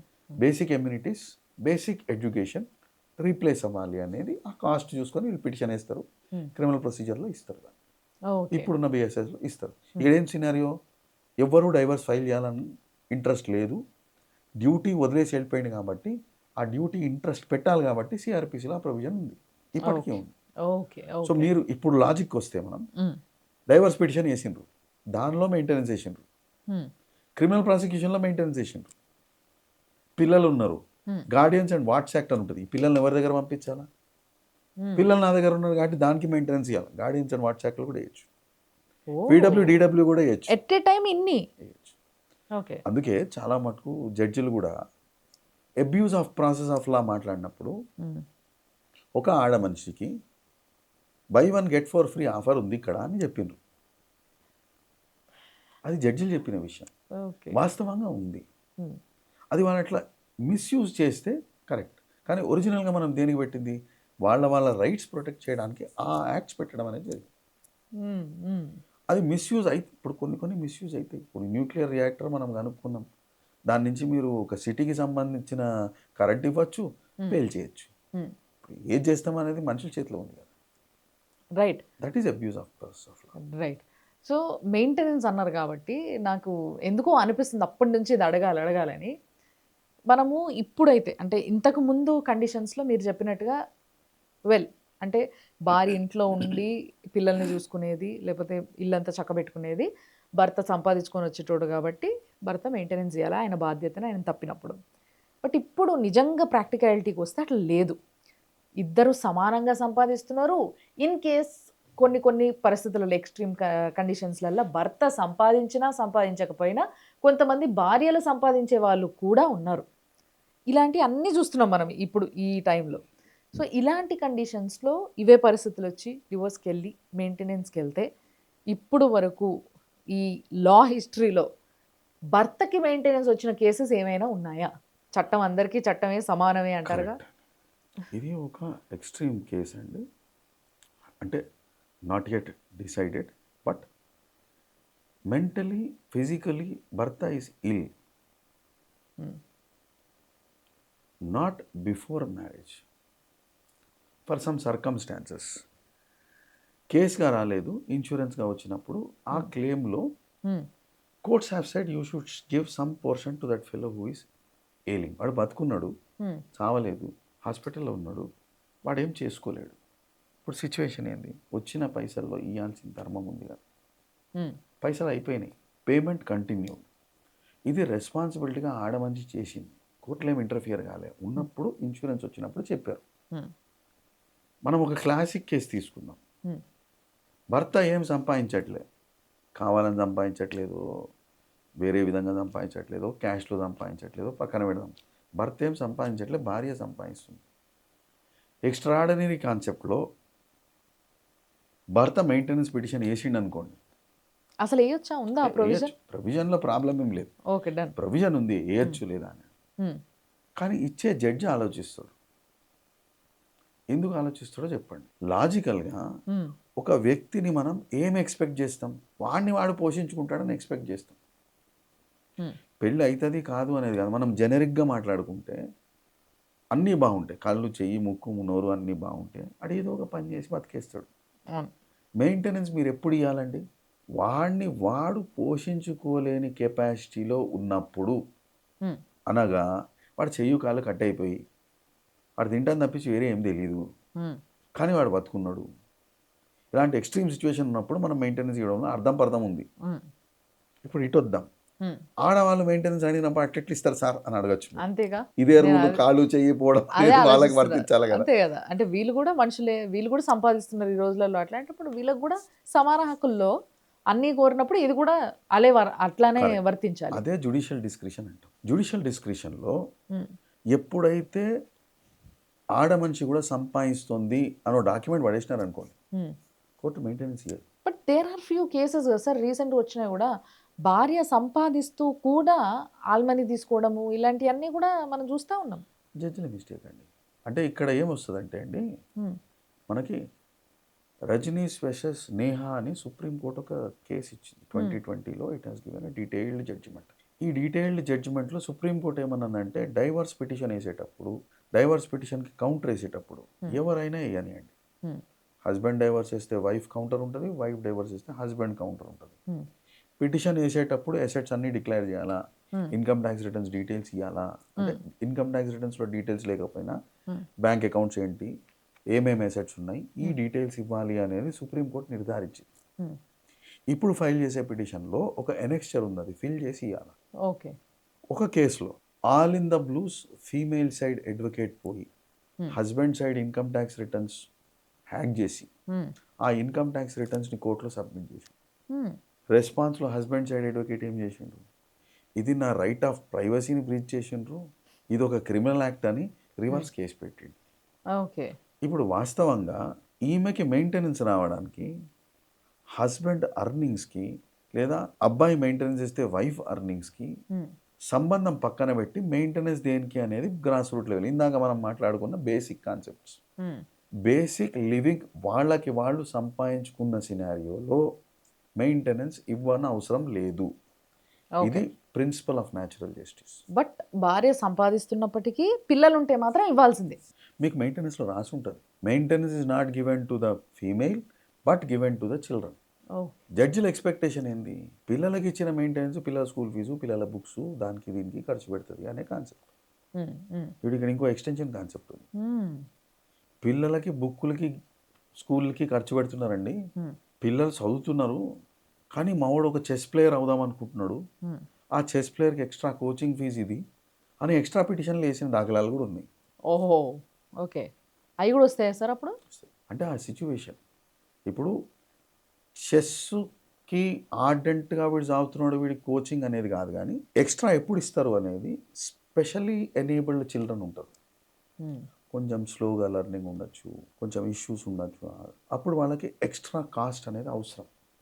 అలాంటి సిచ్యువేషన్లో ఆర్డర్స్ ఇస్తారు. అంతేగాని వాడు చెస్ నేర్చుకుందాం అనుకుంటున్నాడు, వాడు భరతనాట్యం నేర్చుకుంటాం అనుకుంటుంది, ఇది అది అదంటే నిజమెంతో తెలియదు కదండి. వాళ్ళ పిల్లల పేరు మీద వీళ్ళు ఆల్మనీలో మెయింటెనెన్స్ ఉండకపోయి ఉంటే నేను ఇప్పుడు అడిగేసేదాన్ని, ఆయన జడ్జి నిజంగానే వీడు చెస్ నేర్చుకుంటున్నలేదు చూద్దామని అక్కడ కూర్చోబెట్టి చెస్ ఆడిపిస్తాడా అని డౌట్ వచ్చింది నాకు. అంత టైం కోర్టు కూడా ఉండదు కదండి, మిగతా పిల్లలు కూడా ఉన్నారు కదా. అందుకేంటంటే అవి జెన్యూన్ ప్రెజెంటేషన్స్ అవ్వవు. నిజంగా అంత ఉండి నీకు అంత ఇంట్రెస్ట్ పిల్లల మీద ఉంటే, తల్లిగా నీదంటూ ఓ బాధ్యత కూడా ఉంది కదా, నువ్వేదో ట్రై చేయొచ్చు కదా, నువ్వే చెస్ నేర్చుకుని వాడితో ఆడచ్చు కదా. ఇట్లాంటి ఆలోచన కూడా పెట్టుకోవచ్చు మనం. బట్ ఫండమెంటల్గా ఏంటంటే స్పెషల్ రిక్వైర్మెంట్ ఏమన్నా ఉండి పిల్లలకు ఉంటే అప్పుడు అడిషనల్ మెయింటెనెన్స్ అనేది ఇస్తారు, లేకపోతే లేదు. సంపాదిస్తున్నారు సరిపోదు, అప్పుడు ఆడ మనిషి కూడా మెయింటెనెన్స్ ఇస్తారు. రెంట్ ప్రధానం, మనిషి అంటూ ఉండాలి కదా. ఓన్ హౌస్లో ఉంది, మెయింటెనెన్స్ తగ్గిపోతుంది ఆటోమేటిక్గా, ఎందుకంటే రెంట్ ఆప్షన్ లేదు. రెంట్ ఉంది, మీరు ఒక వ్యక్తి ఒక చిన్న జిల్లాలో ఉన్నాడు, రెంట్ ఎంత ఉంటుందంటే 2000-3000 ఉంటుంది. ఉమ్, అదే హైదరాబాద్ కోకాపేటలో ఉన్నాడు, 40,000 ఉంటుంది. అక్కడ నేను 2,000 ఇచ్చినా కానీ ఇక్కడ 2,000 ఇస్తా అంటే కుదరదు కదా. అవును. సో అట్లా మీకు మెయింటెనెన్స్లో డిఫరెన్సెస్ వస్తాయి, ఉమ్, అంతేగాని థీమ్ సేమే. ఉమ్, ఏది ఏ ఏ ఇష్యూస్కి మనం మెయింటెనెన్స్ ఇవ్వచ్చు? Um, rents, um, basic living conditions, um. Food, water, shelter. అయితే ఇక్కడ ఇల్లు రెంట్ అనే మాట వచ్చింది కాబట్టి నాకు డౌట్ వచ్చి అడుగుతున్నాను సార్ నేను అది. బేసిక్గా నేను విన్న ఒక చట్టం ఏంటి అంటే, ఒక చిన్న రూల్ ఏంటి అంటే, భార్య భర్తతో విడిపోనంత వరకు భార్యకి సర్వ హక్కులు ఉన్నాయి భర్త ఇంట్లో ఉండడానికి. ఆమె బయటికి వెళ్ళిపోవాలి అంటే వాళ్ళు తోసేసినంత మాత్రాన, వాళ్ళు రానియనంత మాత్రాన, లేకపోతే డొమెస్టిక్ వైలెన్స్ అని పెట్టి నరకం చూపిస్తున్నంత మాత్రాన ఆమె వెళ్ళిపోవడానికి లేదు. ఆమె ఉండాలనుకుంటే తట్టుకొని ఉండగలిగితే, వాళ్ళతో ఫైట్ చేయగలిగితే she can stay back there కదా. అదే ఒకవేళ విడాకులు తీసుకోవాలనుకున్నప్పుడు మెయింటెనెన్స్ ఎట్లయితే ఇప్పిస్తున్నారో, సేమ్ వే భర్త యొక్క సొంత ఇల్లు ఏదైతే ఉంటుందో, అంటే ఒక ఆశ్రయం కల్పించడం కూడా భర్త బాధ్యతే. ఇందాక మీరు అన్నట్టుగా పిల్లల్ని చూసుకోవడం, తిండి పెట్టడం, షెల్టర్ ఇవ్వడం, బట్టలు ఇవ్వడం, చదువుని చెప్పించడం అనేది ఏదైతే భర్త బాధ్యతనో, సేమ్ వే ఒక ఆశ్రయాన్ని, ఒక గూడుని కల్పించడం కూడా భర్త బాధ్యతే. కాబట్టి ఆ గూడు కూడా వీళ్ళ సొంతమేనా? సిచ్యువేషన్. హ్మ్. 4 గూళ్ళు ఉంటే ఒక గూడు వీళ్ళు వేసుకోవచ్చు. గూడే లేదనుకోండి, పరిస్థితి ఏంది? ఒక గూడు ఉంటే ఏంది సార్ పరిస్థితి? ఒక గూడు ఉంటే ఆయన కూడా ఉండాలి కదా. అందులో ఒక రూమ్ నుంచి వీళ్ళు బయట ఉండొచ్చా? అప్పుడు కోర్టుకి సబ్మిట్ చేస్తారు, this is my financial capacity, నా దగ్గర ఒకటే ఇల్లు ఉంది. Hmm. Court will give some evaluation, Hmm. X amount of money ఇచ్చేసి, ఉన్న దానిలో ఒక డివిజన్ ఇచ్చేసి, దాన్నే మనం పర్మనెంట్ యాల్మనీ అంటాం. ఓకే.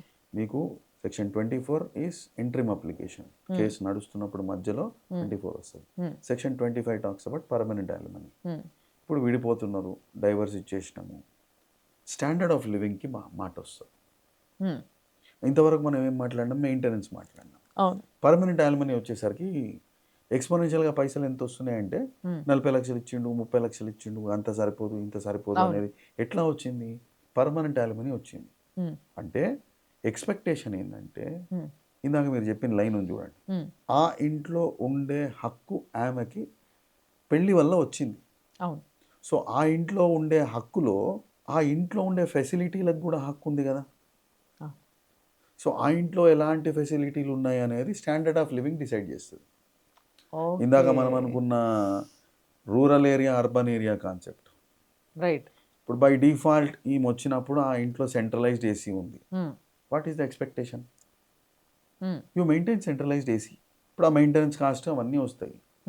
ఇంకో ఇల్లు ఇమీడియట్గా కొనిచ్చలేనప్పుడు తత్ప్రత్యుమ్నాయం ఒక అమౌంట్ అసర్టైన్ చేసి దీన్ని పర్మనెంట్ యాల్మనీగా ఇస్తారు. దీనిలో మనం ఏమేమి మాట్లాడుతున్నాం? ఫ్యూచర్ లైఫ్లో వచ్చే స్టాండర్డ్ ఆఫ్ లివింగ్, అప్పటి కాస్టు, సిచ్యువేషన్స్ల వల్ల పెరిగిన కాస్టు, ఇవన్నీ పరిణయాలు తీసుకొని కోర్టు ఒక డెసిషన్ ఇచ్చి ఒక అమౌంట్ చెప్తుంది. ఇప్పుడు కోర్టు అమౌంట్ చెప్పింది కదా అని వీడి మీద లయబిలిటీ అవుతుందా అంటే ప్రైమరీలీ ఎస్, బట్ వీడికి ఆ సిచ్యువేషనే లేదు, వీడంతా సంపాదించే కెపాసిటీనే లేదు. మనం అతుల్ సుభాష్ కేసు రీసెంట్గా చూసినది ఉంది. ఆయన ఏంటంటే ఏటీఎం లాగా వాడేసుకున్నారు, judgement discretion mistake. Right. So అక్కడ బేసిక్ అంటే అసర్టైన్మెంట్ అనేది ఉండాలి. ప్రతిదీ రూల్ బుక్ కింద రాస్తే జడ్జి అవసరం లేదు, రోబోట్లు ఇచ్చేస్తాయి. మనం ఒక హ్యూమన్ ఇంటర్ఫేస్ ఎందుకు పెడుతున్నాం? జ్యుడిషియల్ సిస్టంలో హ్యూమన్ అనేది ఎందుకు ఉన్నాడు అంటే, ఆ ఇమోషను, ఆ సిచ్యువేషను, ఆ డిస్క్రిషన్ అనేది ఒక మనిషే చేయగలడు. అవును. ఇప్పుడు ఆ మనిషి చేయడానికి ఆ మనిషికి ఆ మెచ్యూరిటీ లెవెల్ కూడా కావాలి. రైట్. అందుకు ఆ మెచ్యూరిటీ ఉన్న వాళ్ళని ఫ్యామిలీ కోర్ట్ జడ్జిలుగా షిఫ్ట్ చేస్తారు. ఓకే. నిన్న పాస్ అయ్యి మొన్న ట్రైనింగ్ అయ్యి రేపు ఫ్యామిలీ కోర్టుకి రారు. ఎందుకు రారు అంటే వాడికి తెలియదు, పెళ్ళేగానోడు మ్యాట్రిమోనియల్ డిస్ప్యూట్లు ఏం చేస్తారు. రైట్. సో ఆ మెచ్యూరిటీ లెవెల్ తీసుకొచ్చి డిస్క్రిషన్ పెడతారు, ఆ కన్సాలిడేటెడ్ అమౌంట్ వస్తుంది. ఓకే. ఇది మిస్యూజ్ కూడా అయిన సందర్భాలు ఉన్నాయి, బట్ ఆ కన్సాలిడేటెడ్ అమౌంట్ వస్తుంది. నాకు ఇక్కడ వస్తున్న డౌట్ ఏంటి అంటే, ఆల్మనీ విషయంలో ముఖ్యంగా, ఆల్మనీ అనగానే మీరు అన్నట్టుగా తన ఇంటికి వచ్చినప్పుడు ఏమేమి ఫెసిలిటీస్ ఉండేనో వాటిని కూడా క్యాలిక్యులేట్ చేసుకొని ఆమెకి ఇంత అన్నట్టుగా మీరు ప్రొడ్యూస్ చేస్తున్నారు. బట్ సెలబ్రిటీస్ డివోర్స్ విషయంలో మనం చూస్తూ ఉంటాం. సెలబ్రిటీస్లో 200 కోట్లు, 500 కోట్లు, 1000 కోట్లు ఆల్మనీ తీసుకున్నారు. ఇలాంటివి చాలా గొప్పగా చెప్పుకుంటూ ఉంటారు. ఇది ఏ బేసిస్లో వేస్తారు అంటే, వాళ్ళకి ఎంత ఆస్తుంటుందో దాంట్లో ఇంత పర్సంటేజ్ అనా, లేకపోతే వీళ్ళింటికి ఆమె వెళ్ళినప్పుడు అంతటి లగ్జరీస్ ఉన్నాయి కాబట్టి దానికి తగ్గట్టుగా ఇచ్చిర్రనా? అది స్టాండర్డ్ ఆఫ్ లివింగ్ నెగోసియేషన్ అంటే. Oh it's again negotiation. Okay. లాజికల్గా మనం చూసుకుంటే ఇందా అందుకే సెంట్రలైజ్డ్ ఏసీ అని చెప్పి. అవును. సెంట్రలైజ్ ఏసీ కాస్ట్ వేరు ఉంటుంది, ప్రతి రూమ్లో పెట్టే ఏసీ కాస్ట్ వేరు ఉంటుంది. అవును. మనం ఏసీ స్పిరిట్గా తీసుకుంటే ఉమ్, ఆల్మనీలో రేట్ల డిఫరెన్స్ వస్తుంది. ఉమ్, సెంట్రలైజ్డ్ ఏసీనే సీరియస్గా తీసుకుంటే రేట్ డిఫరెన్స్ వస్తుంది. మీరు ట్రావెల్ చేసింది కారే అనుకుంటే పరిస్థితి వేరు, కారు కాదు మెర్సిడీస్ అనుకుంటే ఆ పరిస్థితి వేరు. ఉమ్, మెర్సిడీస్లో మోడల్ కూడా మాట్లాడుకోవచ్చు. సో స్టాండర్డ్ ఆఫ్ లివింగ్ అనేది ఇట్ ఈస్ సిచ్యువేషనల్. వాళ్ళు ఆ 100 కోట్లు 1000 కోట్లు 200 కోట్లు ఎట్లా ఒప్పుకున్నారంటే అది నెగోసియేషన్. ఉమ్, డిస్క్లోజర్ కూడా ఉంటుంది కదా, ఉమ్, ఉమ్, ఒక విధమైన ఎస్టిమేట్ కూడా ఉంటుంది. పేరు చెప్పదలుచుకోలేదు, but basic I want to share one um, example. Um, ఒక డాక్టర్ ఉన్నాడు, ఉమ్, ఆ డాక్టర్ మంచి క్లినిక్ పెట్టుకున్నాడు, అంతా బాగానే ఉంది, నడుస్తున్నాడు. ఉమ్, సడన్గా నేను చూస్తే 3 రోజుల తర్వాత కార్ మార్చిండు. ఉమ్, 5 lakh వెహికల్ నుంచి సడన్గా 25 lakh వెహికల్కి షిఫ్ట్ అయిపోయాడు. ఉమ్, ఉమ్. మనం జనరల్ అండర్స్టాండింగ్ ఏముంటుంది, తెగ సంపాదించేస్తున్నాడు బాస్, అవును. 5 లక్షలు ఏడా 25 లక్షలు ఏడా, ఆ బండి ఏడా ఈ బండి ఏడా, ఉమ్, బాగా సంపాదిస్తున్నాడు, ఉమ్, మంచి ప్రాక్టీస్ ఉంది. ఉమ్, లోపల వెళ్ళి అడిగాను, కంగ్రాచులేషన్ బాస్, ఏంది కారు కొన్నావు, ప్రాక్టీస్ ఏం 10 times జరిగిందా, ఏంది కథ అంటే, ఉమ్.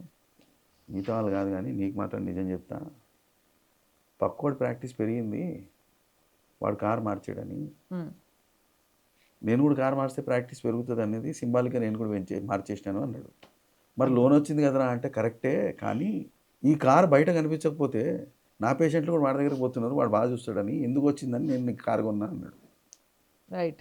సో అవకాశమా అవసరమా అనేది కూడా ఒక పాయింటే. సెలబ్రిటీ దగ్గరికి వచ్చేసరికి ఉమ్, అది కూడా ఒక స్టంట్ అనేది నా పర్సనల్ ఫీలింగ్. నిజంగా వాళ్ళు ఇచ్చినారో ఇవ్వలేదో మనకు తెలియదు, కానీ ఆ కేసు డాక్యుమెంట్స్ చూస్తే మనకి డీటెయిల్స్ వస్తాయి. ఉమ్. బట్ బాటమ్ లైన్ ఏంటంటే pure negotiation. Standard of living అనేది మీరు జడ్జిలకు ఎంత ఎస్టాబ్లిష్ చేస్తారో ఉమ్, దాన్ని బట్టి జడ్జి ఒక డెసిషన్ ఇస్తాడు. Hmm. ఏ జడ్జి మీకు 1000 కోట్లు ఇవ్వడు. ఉమ్.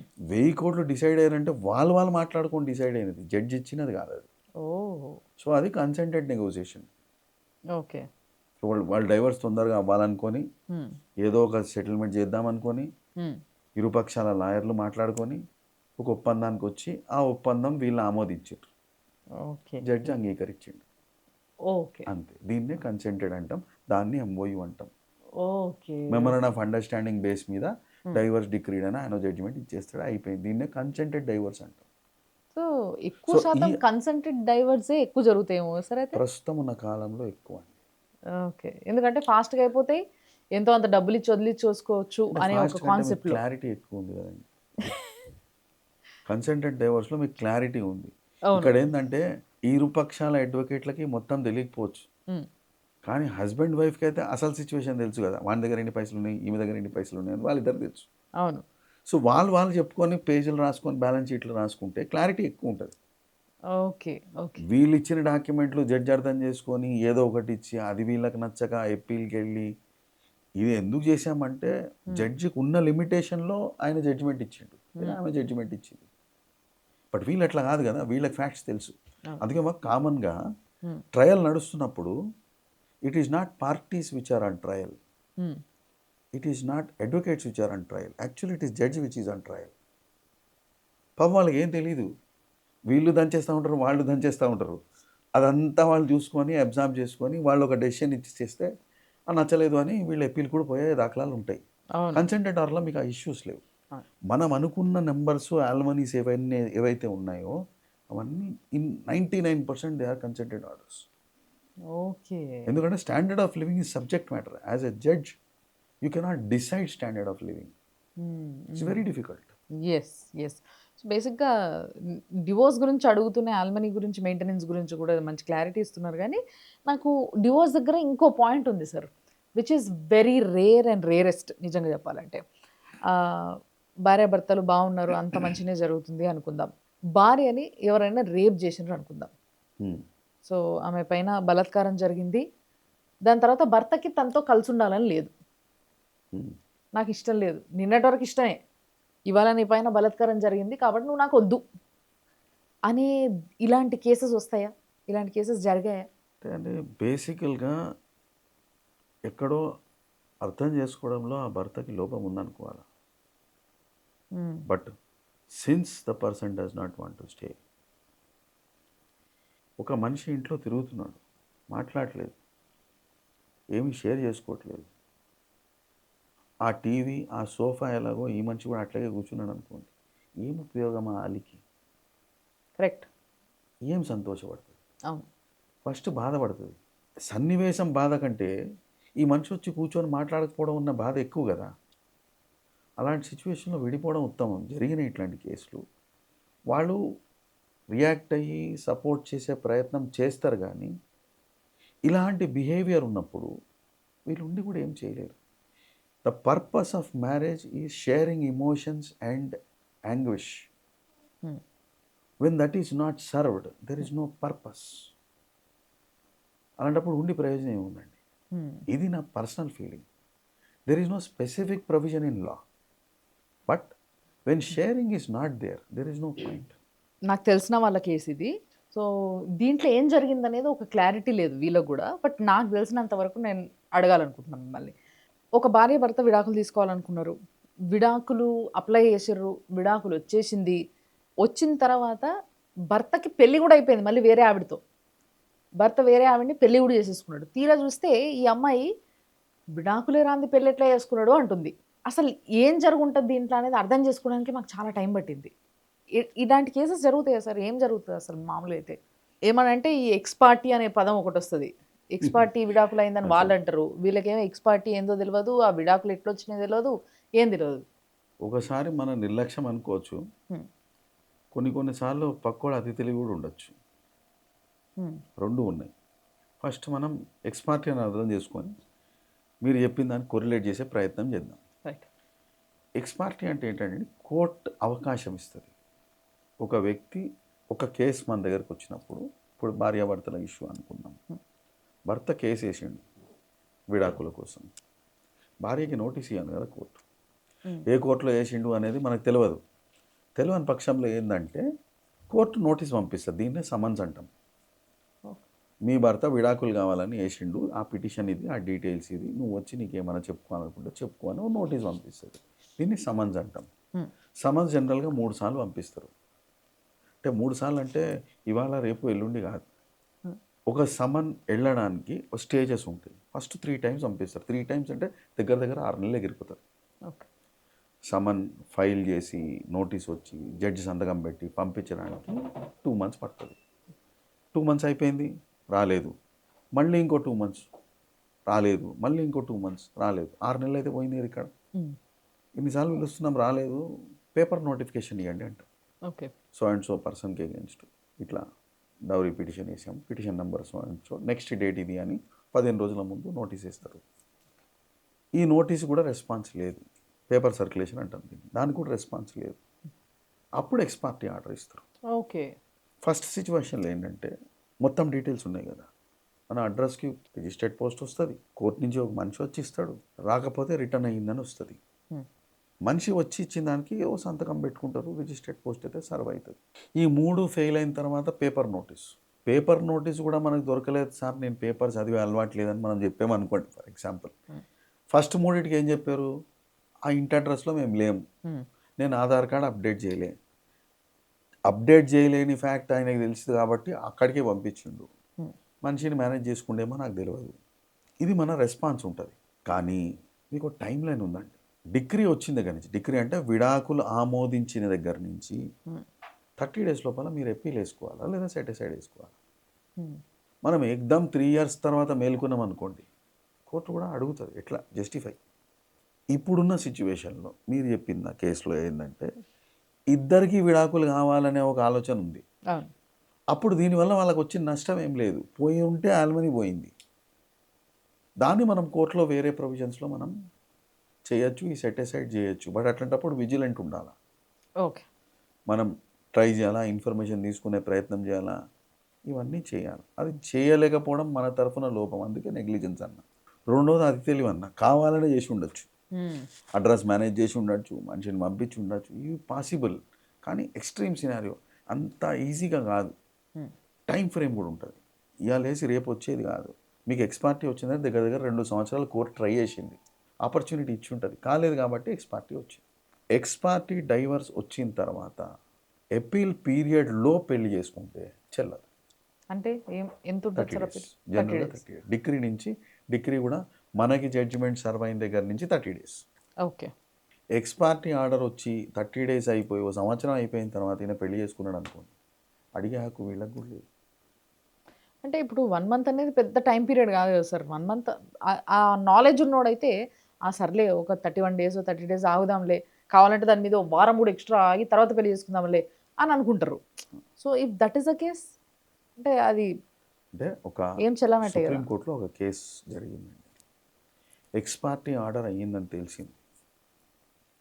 తెలిసిన తర్వాత ఈమె పోయి ఒక పిటిషన్ వేసింది, సెటిసైడ్ పిటిషన్ అంటాం. అంటే ఎక్స్పార్టీ ఆర్డర్ ఇచ్చింది తప్పు, నాకు తెలియదు, నాదో మంచి కేసు, నా మాట కూడా వినండి అనేది సెటిసైడ్ పిటిషన్. ఆ పిటిషన్ వేసింది. ఆ పిటిషన్ ఇవాళ నెంబర్ అయింది, 25వ తారీఖు 26కు నెంబర్ అయింది అనుకుందాం ఫర్ ఎగ్జాంపుల్. ఈయన 30వ తారీఖు పెళ్లి చేసుకున్నాడు, 4 రోజుల గ్యాప్లో పెళ్లి చేసుకున్నాడు. ఈ సెటిసైడ్ పిటిషన్ ఈయనకు సర్వ్ కాలేదు, ఆమె వేసిన సంగతి ఈయనకు తెలియదు. ఆ టైంలో ఈయన పెళ్లి చేసుకున్నాడు. ప్రశ్న కోర్టు ముందు ఏంటంటే ఈ పెళ్లి వ్యాలిడా కాదా? రైట్. ఆన్సర్ ఏంటంటే పెళ్లి వ్యాలిడ్. రెండో పెళ్లి వ్యాలిడ్. పెళ్లి వ్యాలిడ్. ఓకే. ఇప్పుడు సెటిసైడ్లో ఉన్న కేసులో మనం బేసిస్ చూస్తాం, ఏమైనా ఆల్మనీ ఇష్యూస్ ఏమైనా ఉంటే కోర్టు దాన్ని మళ్ళీ కన్సిడర్ చేస్తుంది. బట్ ఈ పెళ్ళినైతే నల్ అండ్ వైడ్ కన్సిడర్ చేయలేము. ఎప్పుడు నల్ అండ్ వైడ్ చేస్తుందండి? రెండో భార్య ఎవరైతే ఇప్పుడు వచ్చిందో, సెకండ్ మ్యారేజ్లో వచ్చిన వైఫ్ ఉందో, ఆమె నాకు చెప్పా పెట్టకుండా చేసుకున్నాడు, అసలు డైవర్సీ కాదు అని ఆమె క్లెయిమ్ వేస్తే మాత్రం నాకు సంబంధించి ఈయన ఫస్ట్ హ్యాండ్ సెకండ్ హ్యాండ్ కాదు, ఈయన సెకండ్ హ్యాండ్ అని మీరు చెప్తేనే నాకు తెలిసింది అని ఆమె ఒక కేసు వేస్తే అప్పుడు ఆ పెళ్ళి అక్కడ రద్దు అవుతుంది. కానీ ఈ ఫ్యాక్ట్స్కి దృష్ట్యా ఆ పెళ్ళి ఇంపాక్ట్ కాదు. Okay. Okay. This is the scenario. దీని తర్వాత నాకు ఇంకా డౌట్లు వస్తున్నాయి. ఏంది అని అంటే, ఫస్ట్ భార్యకి సెకండ్ భార్య ఉందని తెలియదు, కానీ సెకండ్ భార్యకి ఫస్ట్ భార్య ఉందని తెలిసి చేసుకుంటే ఇఫ్ దిస్ హ్యాపెన్స్, ఒక భర్త, ఈ భర్తకి ఏం శిక్ష పడుతుంది, ఆ రెండో భార్యకి ఏం శిక్ష పడుతుంది తెలిసి చేసుకున్నందుకు? దీన్ని బయోగామి అంటారండి. బాగుంది. ఓకే. బయోగామి అంటే ఇలిసిట్ రిలేషన్షిప్. మనిషికి ఆల్రెడీ మ్యారేజ్ ఉంటే దే ఆర్ వెడ్ locked for each other. Either of them cannot go out. If they are going out, divorce is the alternative. After divorce, they can go and remarry anyone of their choice. The rule. Hindu law. Bigamy is an offence. Siksha is under 494 of IPC. 7 years is the imprisonment proved. దానికి ఏంటి మీరు overwhelming proof ఇవ్వాలి. Just అవునేమో అనుమానమేమో అని చెప్తే కుదరదు, proof ఇవ్వాల్సి వస్తుంది. అప్పుడు ఆ వ్యక్తికి ఆ శిక్ష పడుతుంది. Bigamy is a ground for divorce. Okay. అనుమానం కాదు, నా దగ్గర పక్కా ప్రూఫ్ ఉంది కాబట్టి నాకు డైవర్స్ కావాలి అని డైవర్స్ తెచ్చుకోవచ్చు. ఇది ఒక ఆప్షన్. దాంతోపాటు మెయింటెనెన్స్ కూడా వస్తుంది. ఇది రెండో ఆప్షన్. తెలిసి ఆ మనిషి అంటే ఆడ మనిషి కూడా కనెక్టెడ్ అయ్యి ఉంటే ఇద్దరికి ఆ శిక్షలు పడతాయి. అండ్ ఆ మ్యారేజ్ కన్సిడర్డా? అది మ్యారేజే కాదు కదండి, వ్యాలిడ్ కాదు కదా మ్యారేజ్. రైట్. అందుకే శిక్ష పడుతుంది కదా. మనం ఇంత పూర్వం మాట్లాడిన కేసు ఏమో డైవర్స్ అయిపోయింది, సెటిసైడ్ పిటిషన్ వేసింది కానీ సర్వీస్ కాలేదు. అవును. సెటిసైడ్ పిటిషన్ వేసింది తెలియదు కాబట్టి ఈ మ్యారేజ్ వ్యాలిడ్ అన్నాం. ఈ కేసులో ఏంది, తెలుసు పెళ్ళయిందని సంగతి, పెళ్ళయిందని తెలిసి ఇద్దరు మళ్ళీ పెళ్లి చేసుకోవడం అనేది అసలు కాన్సెప్టే లేదు కాబట్టి ఆ పెళ్లి చెల్లదు. Okay. First rule. Second rule, ఇద్దరు కలిసి చేసింది కాబట్టి బైగామీలో ఇద్దరు పాత్రదారులే, ఇద్దరి మీద శిక్ష పడుతుంది. ఓకే. కొన్ని సిచ్యువేషన్లు అమ్మాయికి తెలియదు, అబ్బాయే చేసిండు, అమ్మాయికి శిక్ష పడుతుంది, అబ్బాయికి పడుతుంది. ఓకే. ఎందుకంటే ఆమె చెప్తుంది, నేను ఎక్కడో ఉన్నా, నాకు సంబంధం లేదు, వీడు ఎక్కడో ఉన్నాడు, వీడు వచ్చేటోడు పోయేటోడు, నేనేమో టూర్లో అనుకున్నా, వాడు ఇంకొక కుంపటి పెడుతుండే నాకేం తెలుసు అని ఒక డీటెయిల్స్ స్టేట్మెంట్ ఇచ్చింది అనుకోండి, దానికి ఎవిడెన్స్లు మ్యాచ్ అయినాయి అనుకోండి, అమ్మాయి అవుట్, అబ్బాయి లోపల పోతాడు. ఓకే. ఇట్లాంటిదే కొంచెం సిమిలర్గా అమ్మాయి వైపు నుంచి వెళ్ళి ఒక కేసు మనం విన్నాం సార్, బాగా వైరల్ అయింది ఆ కేసు కూడా. అమ్మాయి ఒక అబ్బాయిని పెళ్లి చేసుకుంది, విడాకులు ఇచ్చింది, ఆల్మనీ తీసుకుంది, మళ్ళీ పెళ్లి చేసుకుంది, మళ్ళీ విడాకులు ఇచ్చింది, మళ్ళీ ఆల్మనీ తీసుకుంది, మళ్ళీ పెళ్లి చేసుకొని మళ్ళీ విడాకులు ఇచ్చి మళ్ళీ యాల్మనీ తీసుకుంది in the period of 2 to 3 years. ఈ గ్యాప్లో ఇట్లా జరుగుతుంటే కోర్టుకి ఆ మాత్రం తెలియకుండానే ఇన్నిసార్లు యాల్మనీ ఇప్పిస్తుందా అనే ప్రశ్న ప్రజల్లో రేజ్ అయింది. మీరేమంటారు? కోర్టుకి దివ్య దృష్టి ఉండదండి, ఫస్ట్ పాయింట్. ఇప్పుడు మీరు చెప్పిన కేసులో ఏంటంటే జడ్జిలు వేరు, కోర్టులు వేరు, కానీ యాల్మనీ మాత్రం ఆ అమ్మాయి తీసుకుంది. 4వ జడ్జి దగ్గరకు వచ్చేసరికి ఆయనకి ఫస్ట్ వైఫ్ వచ్చి ఇన్ఫర్మేషన్, ఫస్ట్ హస్బెండ్ వచ్చి ఇన్ఫర్మేషన్ ఇచ్చిండు, ఇదే వ్యక్తి నేనే యాల్మనీ ఇచ్చిన. మరి అది ఎట్లా కనెక్ట్ అయింది అనేది ఆ కేసులో డీటెయిల్స్ పక్కన పెడితే, ఫస్ట్ డైవర్స్డ్ హస్బెండ్ వచ్చి కోర్టుకి చెప్పేంత వరకు కోర్టుకి తెలియదు. కోర్టు ఏం చూస్తుంది? పెళ్ళయింది, ఎప్పుడైంది, ప్రూఫ్ ఏంటి, పిల్లలు ఉన్నారు, ఎక్కడ పుట్టినరు, ప్రూఫ్ ఏంటి, రెస్పాన్సిబిలిటీ ఉంది, ఖర్చు ఎంత, విడిపోతున్నారు, పర్మనెంట్ యాల్మనీ. ఫస్ట్, సెకండ్, థర్డ్లో చాలా మటుకు కన్సెంటెడే ఉండింది. సరే పోతే పోనీ ఎందుకు మనకి కాన్సెప్ట్. ఈ వ్యక్తి ఏం చేసిందంటే మ్యారేజ్ని బిజినెస్ చేసుకుంది. సో దానికి జడ్జి కూడా మందలిచ్చింది, ఇంకోసారి నువ్వు పెళ్లి చేసుకున్నా, ఉన్నోడికి విడాకులు ఇచ్చిన, నేను లోపలేస్తాను. తప్పదు, మరి ఏం చేస్తాం. సో ఇట్లాంటివి జరిగినాయి అంటే దీన్ని abuse of process of law అంటాం. మనం ఏ చట్టం అయితే ఒక వ్యవస్థని కాపాడుకోవడానికి పెట్టుకున్నామో అదే చట్టాన్ని దుర్వినియోగం చేసుకుంటారు వీళ్ళు. అదే కోర్టు అయి ఉంటే అప్పుడు మీరు జడ్జిని అనొచ్చు. అది ఎక్కడో మీకు ఊరి చివర ఒక ప్రాంతంలో పెట్టుకొని ఇంకో సిటీలో ఇంకో డిస్ట్రిక్ట్లో ఉంటే, వేరే స్టేట్లో ఉంటే మీరు ఎట్లా కనిపెడతారండి? కనిపెట్టలేరు. వేరు స్టేట్లు అయినప్పుడు లేదా వేరు డిస్ట్రిక్ట్లు అయినప్పుడు కష్టం కనిపెట్టడం. రైట్. అందుకే ఇప్పుడు ఈ మధ్య ఏంటంటే ఫ్యాషన్ వచ్చింది. ఏం ఫ్యాషన్ వచ్చింది? ప్రీ వెడ్డింగ్ షూట్లు ఉన్నాయి, పోస్ట్ వెడ్డింగ్ షూట్స్ ఉన్నాయి, డివోర్స్ షూట్స్ ఉన్నాయి, సెకండ్ వెడ్డింగ్ షూట్స్ కూడా ఉన్నాయి, సెకండ్ వెడ్డింగ్లో ప్రీ వెడ్డింగ్ షూట్స్ ఉన్నాయి. ఇప్పుడు ఇంత అయిన తర్వాత ఇప్పుడు ఆ ఆల్మనీ పికప్ కాన్సెప్ట్ ఉండదు. ఇదంతా సీక్రెట్గా చేసి ఎస్టాబ్లిష్ చేసిన వ్యక్తం.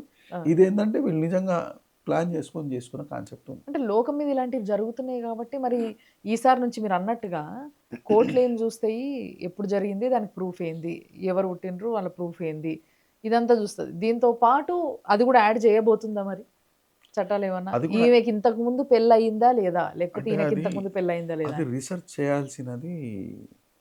సెకండ్ మ్యారేజ్, ఇప్పుడు ప్రేమ అనే కాన్సెప్ట్ లేకపోతే రీసెర్చ్ అనేది ఇంపార్టెంట్.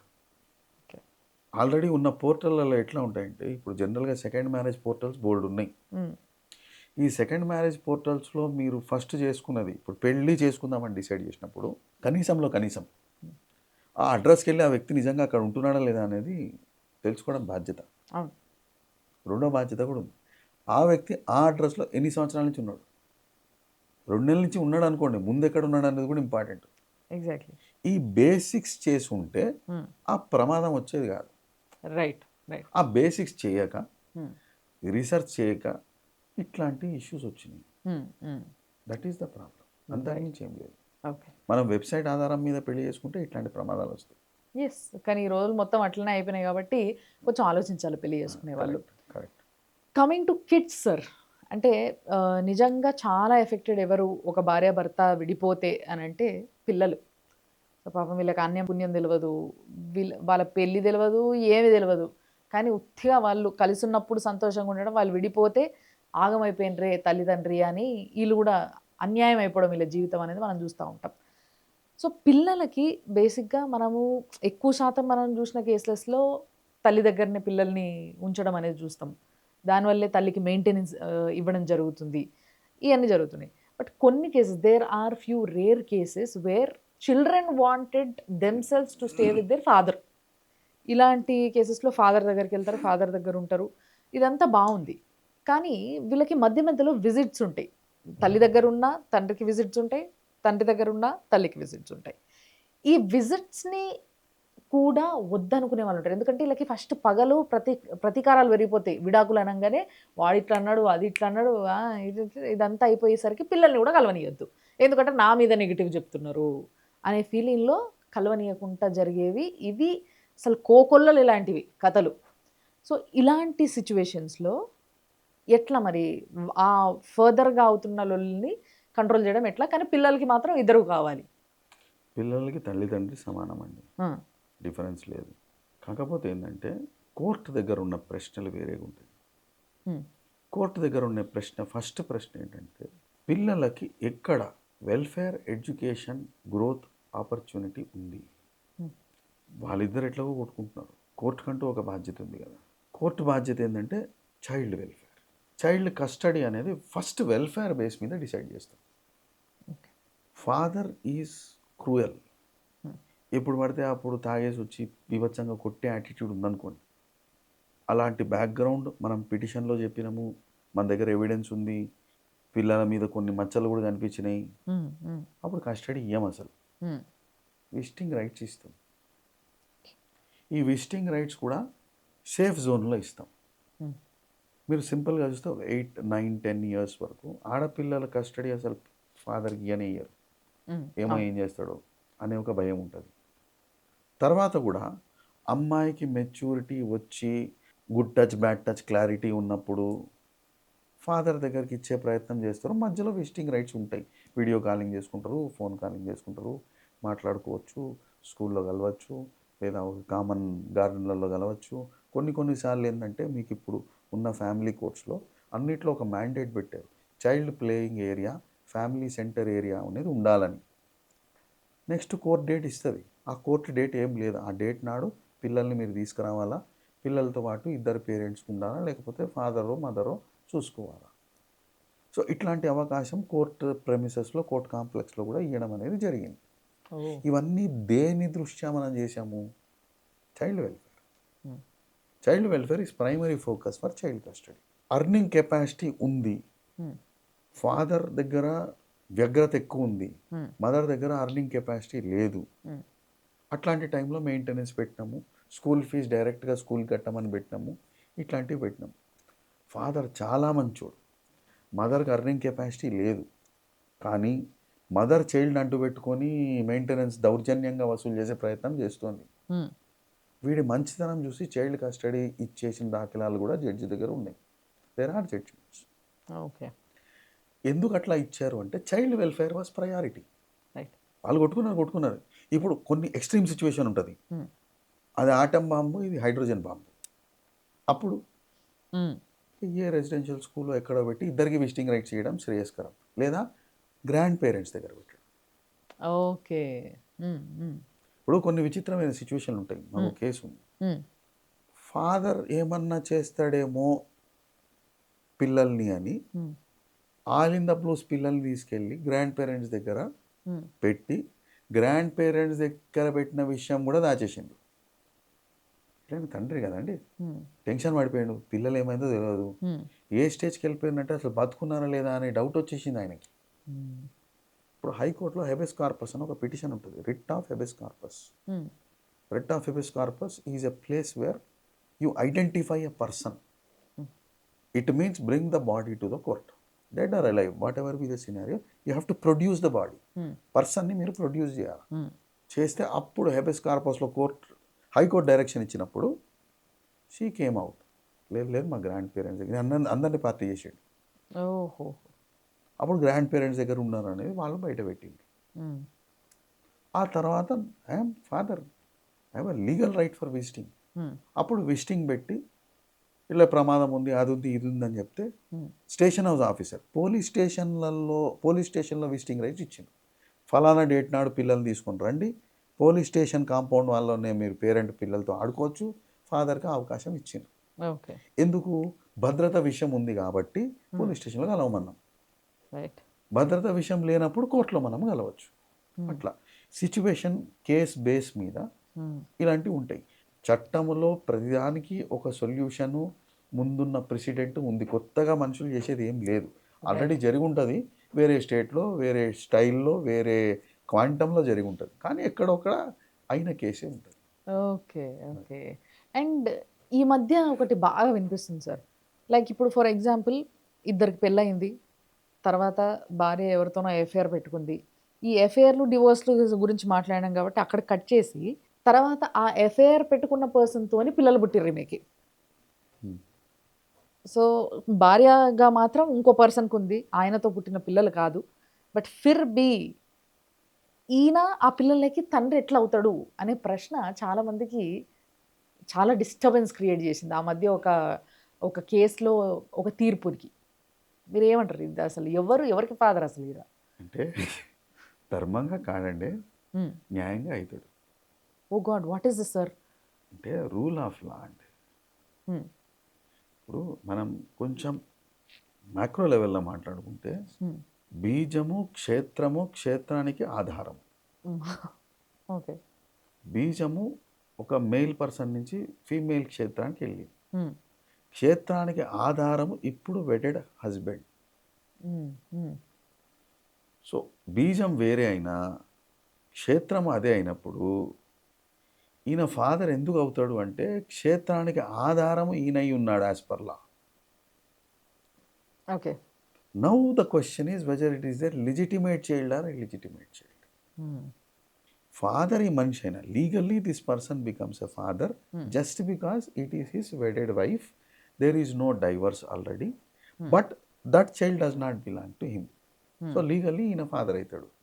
బట్ ఈయనకి ఒక ఫీలింగ్ ఉంటుంది కదా, ఇప్పుడు ఈ ఫీలింగ్ అనేది దేని మీద ఈయన చూపించుకోవచ్చు? ఆస్తి మీద చూపించుకోవచ్చు. ఓకే. ఆ చైల్డ్ ఇల్లిజిటిమేట్ చైల్డ్ అవుతాడు కాబట్టి ఆస్తి మీద ఆ చైల్డ్కి హక్కు ఉండదు. ఓకే. 10th క్లాసు మిగతా సర్టిఫికేట్లలో ఈయన పేరు రాసుకుంటారు legal ఫాదర్గా.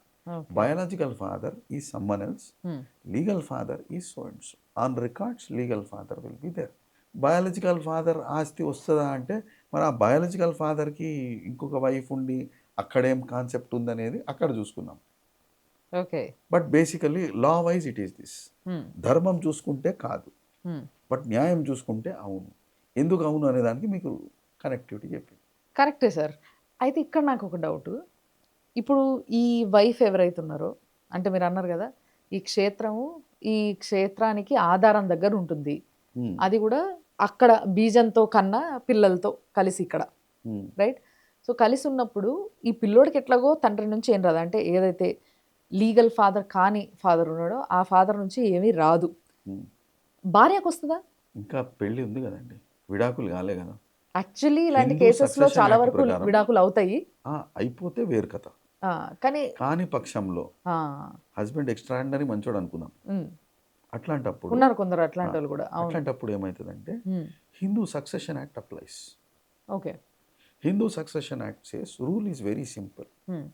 Person is no more, estate becomes intestate అంటాం, ఇన్ ఎస్టేట్ విల్ అంటాం. అంటే విల్ రాయకుండా పోతే పరిస్థితి ఏంది?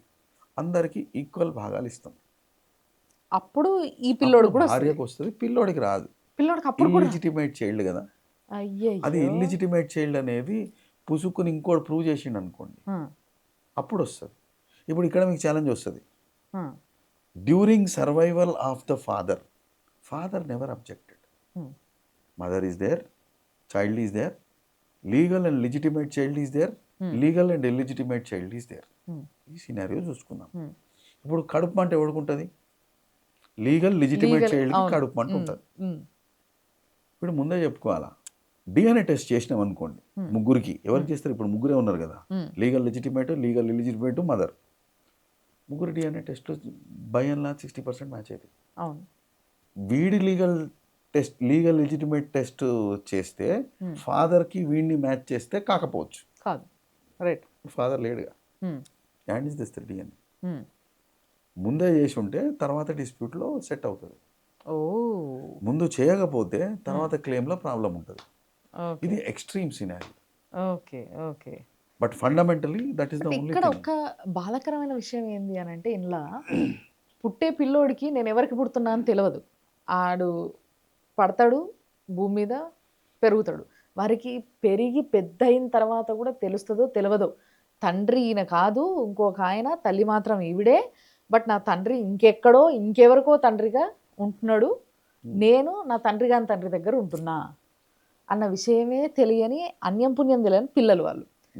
వాళ్ళకి మాత్రం ఎట్టి పరిస్థితుల్లో దక్కది ఈయన ఆస్తి, ఈయన దగ్గర నుంచి వచ్చే లెగసీ ఏదైనా కానీ.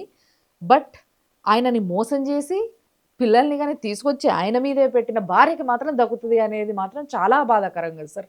అంటే అంత మంచి వ్యక్తి కూడా ఉండాలి కదండి. 100/100% విడాకులు అయిపోతుంది వీళ్ళకంటారు అయితే. ఈ కేసెస్ జనరల్గా జరగవు. ఇప్పుడు బేసిక్ ఏంటంటే అండి, Hmm. Original concept of marriage if you actually see, apart from emotion and discussion there is something called trust. Neither the boy nor the girl will not accept this. Hmm. Their better half has left with someone else. Hmm. ఆ trust break అయితే ఇంకా marriage ఎందుకండి? Right. ఇప్పుడు మనం బ్రాడ్నెస్లో మాట్లాడితే, Hmm. పెళ్ళికి ముందు అయ్యి ఉంటే అనే కాన్సెప్ట్ మాట్లాడితే, ఎస్. అప్పుడు అసలు ఎమోషనే లేదు కదా. Hmm. అట్లా అయ్యి ఉందని తెలిసి విడాకులైన సినారీలు కూడా ఉన్నాయి. ఓకే. ఇప్పుడు అయిన తర్వాత సిచ్యువేషన్ ఉందని చెప్పినప్పుడు ఇంత మహాత్ముడు ఉంటాడు అని నేనైతే చూడలేదు. ఎవరైనా వస్తే నేను కూడా చూద్దాం అనుకుంటున్నాను. జనరల్గా డైవర్స్ అయిపోతుంది. Okay. And that okay. Is a serious thing. Hmm. Hmm. Hmm. For any Hindu marriage act it is a serious thing. So ఇప్పుడు వరకు through out this conversation Hindu marriage యాక్ట్లో సంబంధించిన విషయాలే మాట్లాడుతున్నాం కాబట్టి let me ask this question also. తల్లిదండ్రులు హిందువులు, పిల్లలు వాళ్ళకు పుట్టిన పిల్లలు సొంత పిల్లలు ఒక స్టేజ్ తర్వాత ఫ్రీడమ్ టు వర్డ్స్ రిలీజియన్ అనే ఒక దీంతో వాళ్ళు వేరే రిలీజియన్కి కన్వర్ట్ అయ్యారు. తల్లిదండ్రుల నుంచి వచ్చే ఆస్తులు వీళ్ళకి వస్తాయా రావా? Hindu succession act has one clarity here. Assets of a Hindu family is succeeded by a Hindu only. Only. Okay. అంటే ఇప్పుడు ఇక్కడ మనం ఓన్లీ అన్నాం కాబట్టి దీన్ని మళ్ళీ రెండు స్ప్లిట్లు చేసుకోవచ్చు. పర్సన్ హిందూ చాలా బ్రాడ్గా ఆలోచించి దారి తప్పి వేరే రిలీజన్కి వెళ్ళిండు, మళ్ళీ గర్వాపసి జ్ఞానం వచ్చింది, ఇంకోళ్ళు చెప్పిండ్రు, నలుగురు తిట్టిండు, వాడికే లైట్ వచ్చింది, మళ్ళీ వెనక్కి వచ్చిండు. As on date of succession వీడు ఆమె మళ్ళీ హిందూ అయింది అనుకోండి, అప్పుడు ప్రాపర్టీ వస్తుంది. ఓకే. సక్సెషన్ టైంకి హిందూ కాకపోతే ప్రాపర్టీ రాదు. ఎందుకు? క్లాస్ 1 క్లాస్ 2 హైర్స్ అని ఉంటాయి. Children, brothers children, sisters children అట్లా వస్తుంది. క్లాస్ 1 క్లాస్ 2 హైర్స్లో డిస్ట్రిబ్యూట్ అవుతుంది. ఈ క్లాస్ 1 క్లాస్ 2 హైర్స్ అనేటోళ్ళు కంపల్సరీ హిందూస్ అయి ఉండాలి. ఓకే. ఇప్పుడు క్లాస్ 1 హైర్ లేడు, హిందూ కాదు, మారిపోయిండు, ప్రాపర్టీ రాదు. క్లాస్ 2 హైర్స్ వేచుకొని ఉంటారు కదా, దాయాదుల దండయాత్ర ఉంటుంది ఎప్పుడు. మన చరిత్ర చెప్పింది దాయాదులు దండయాత్రకి రెడీగా ఉంటారు ఎప్పుడు.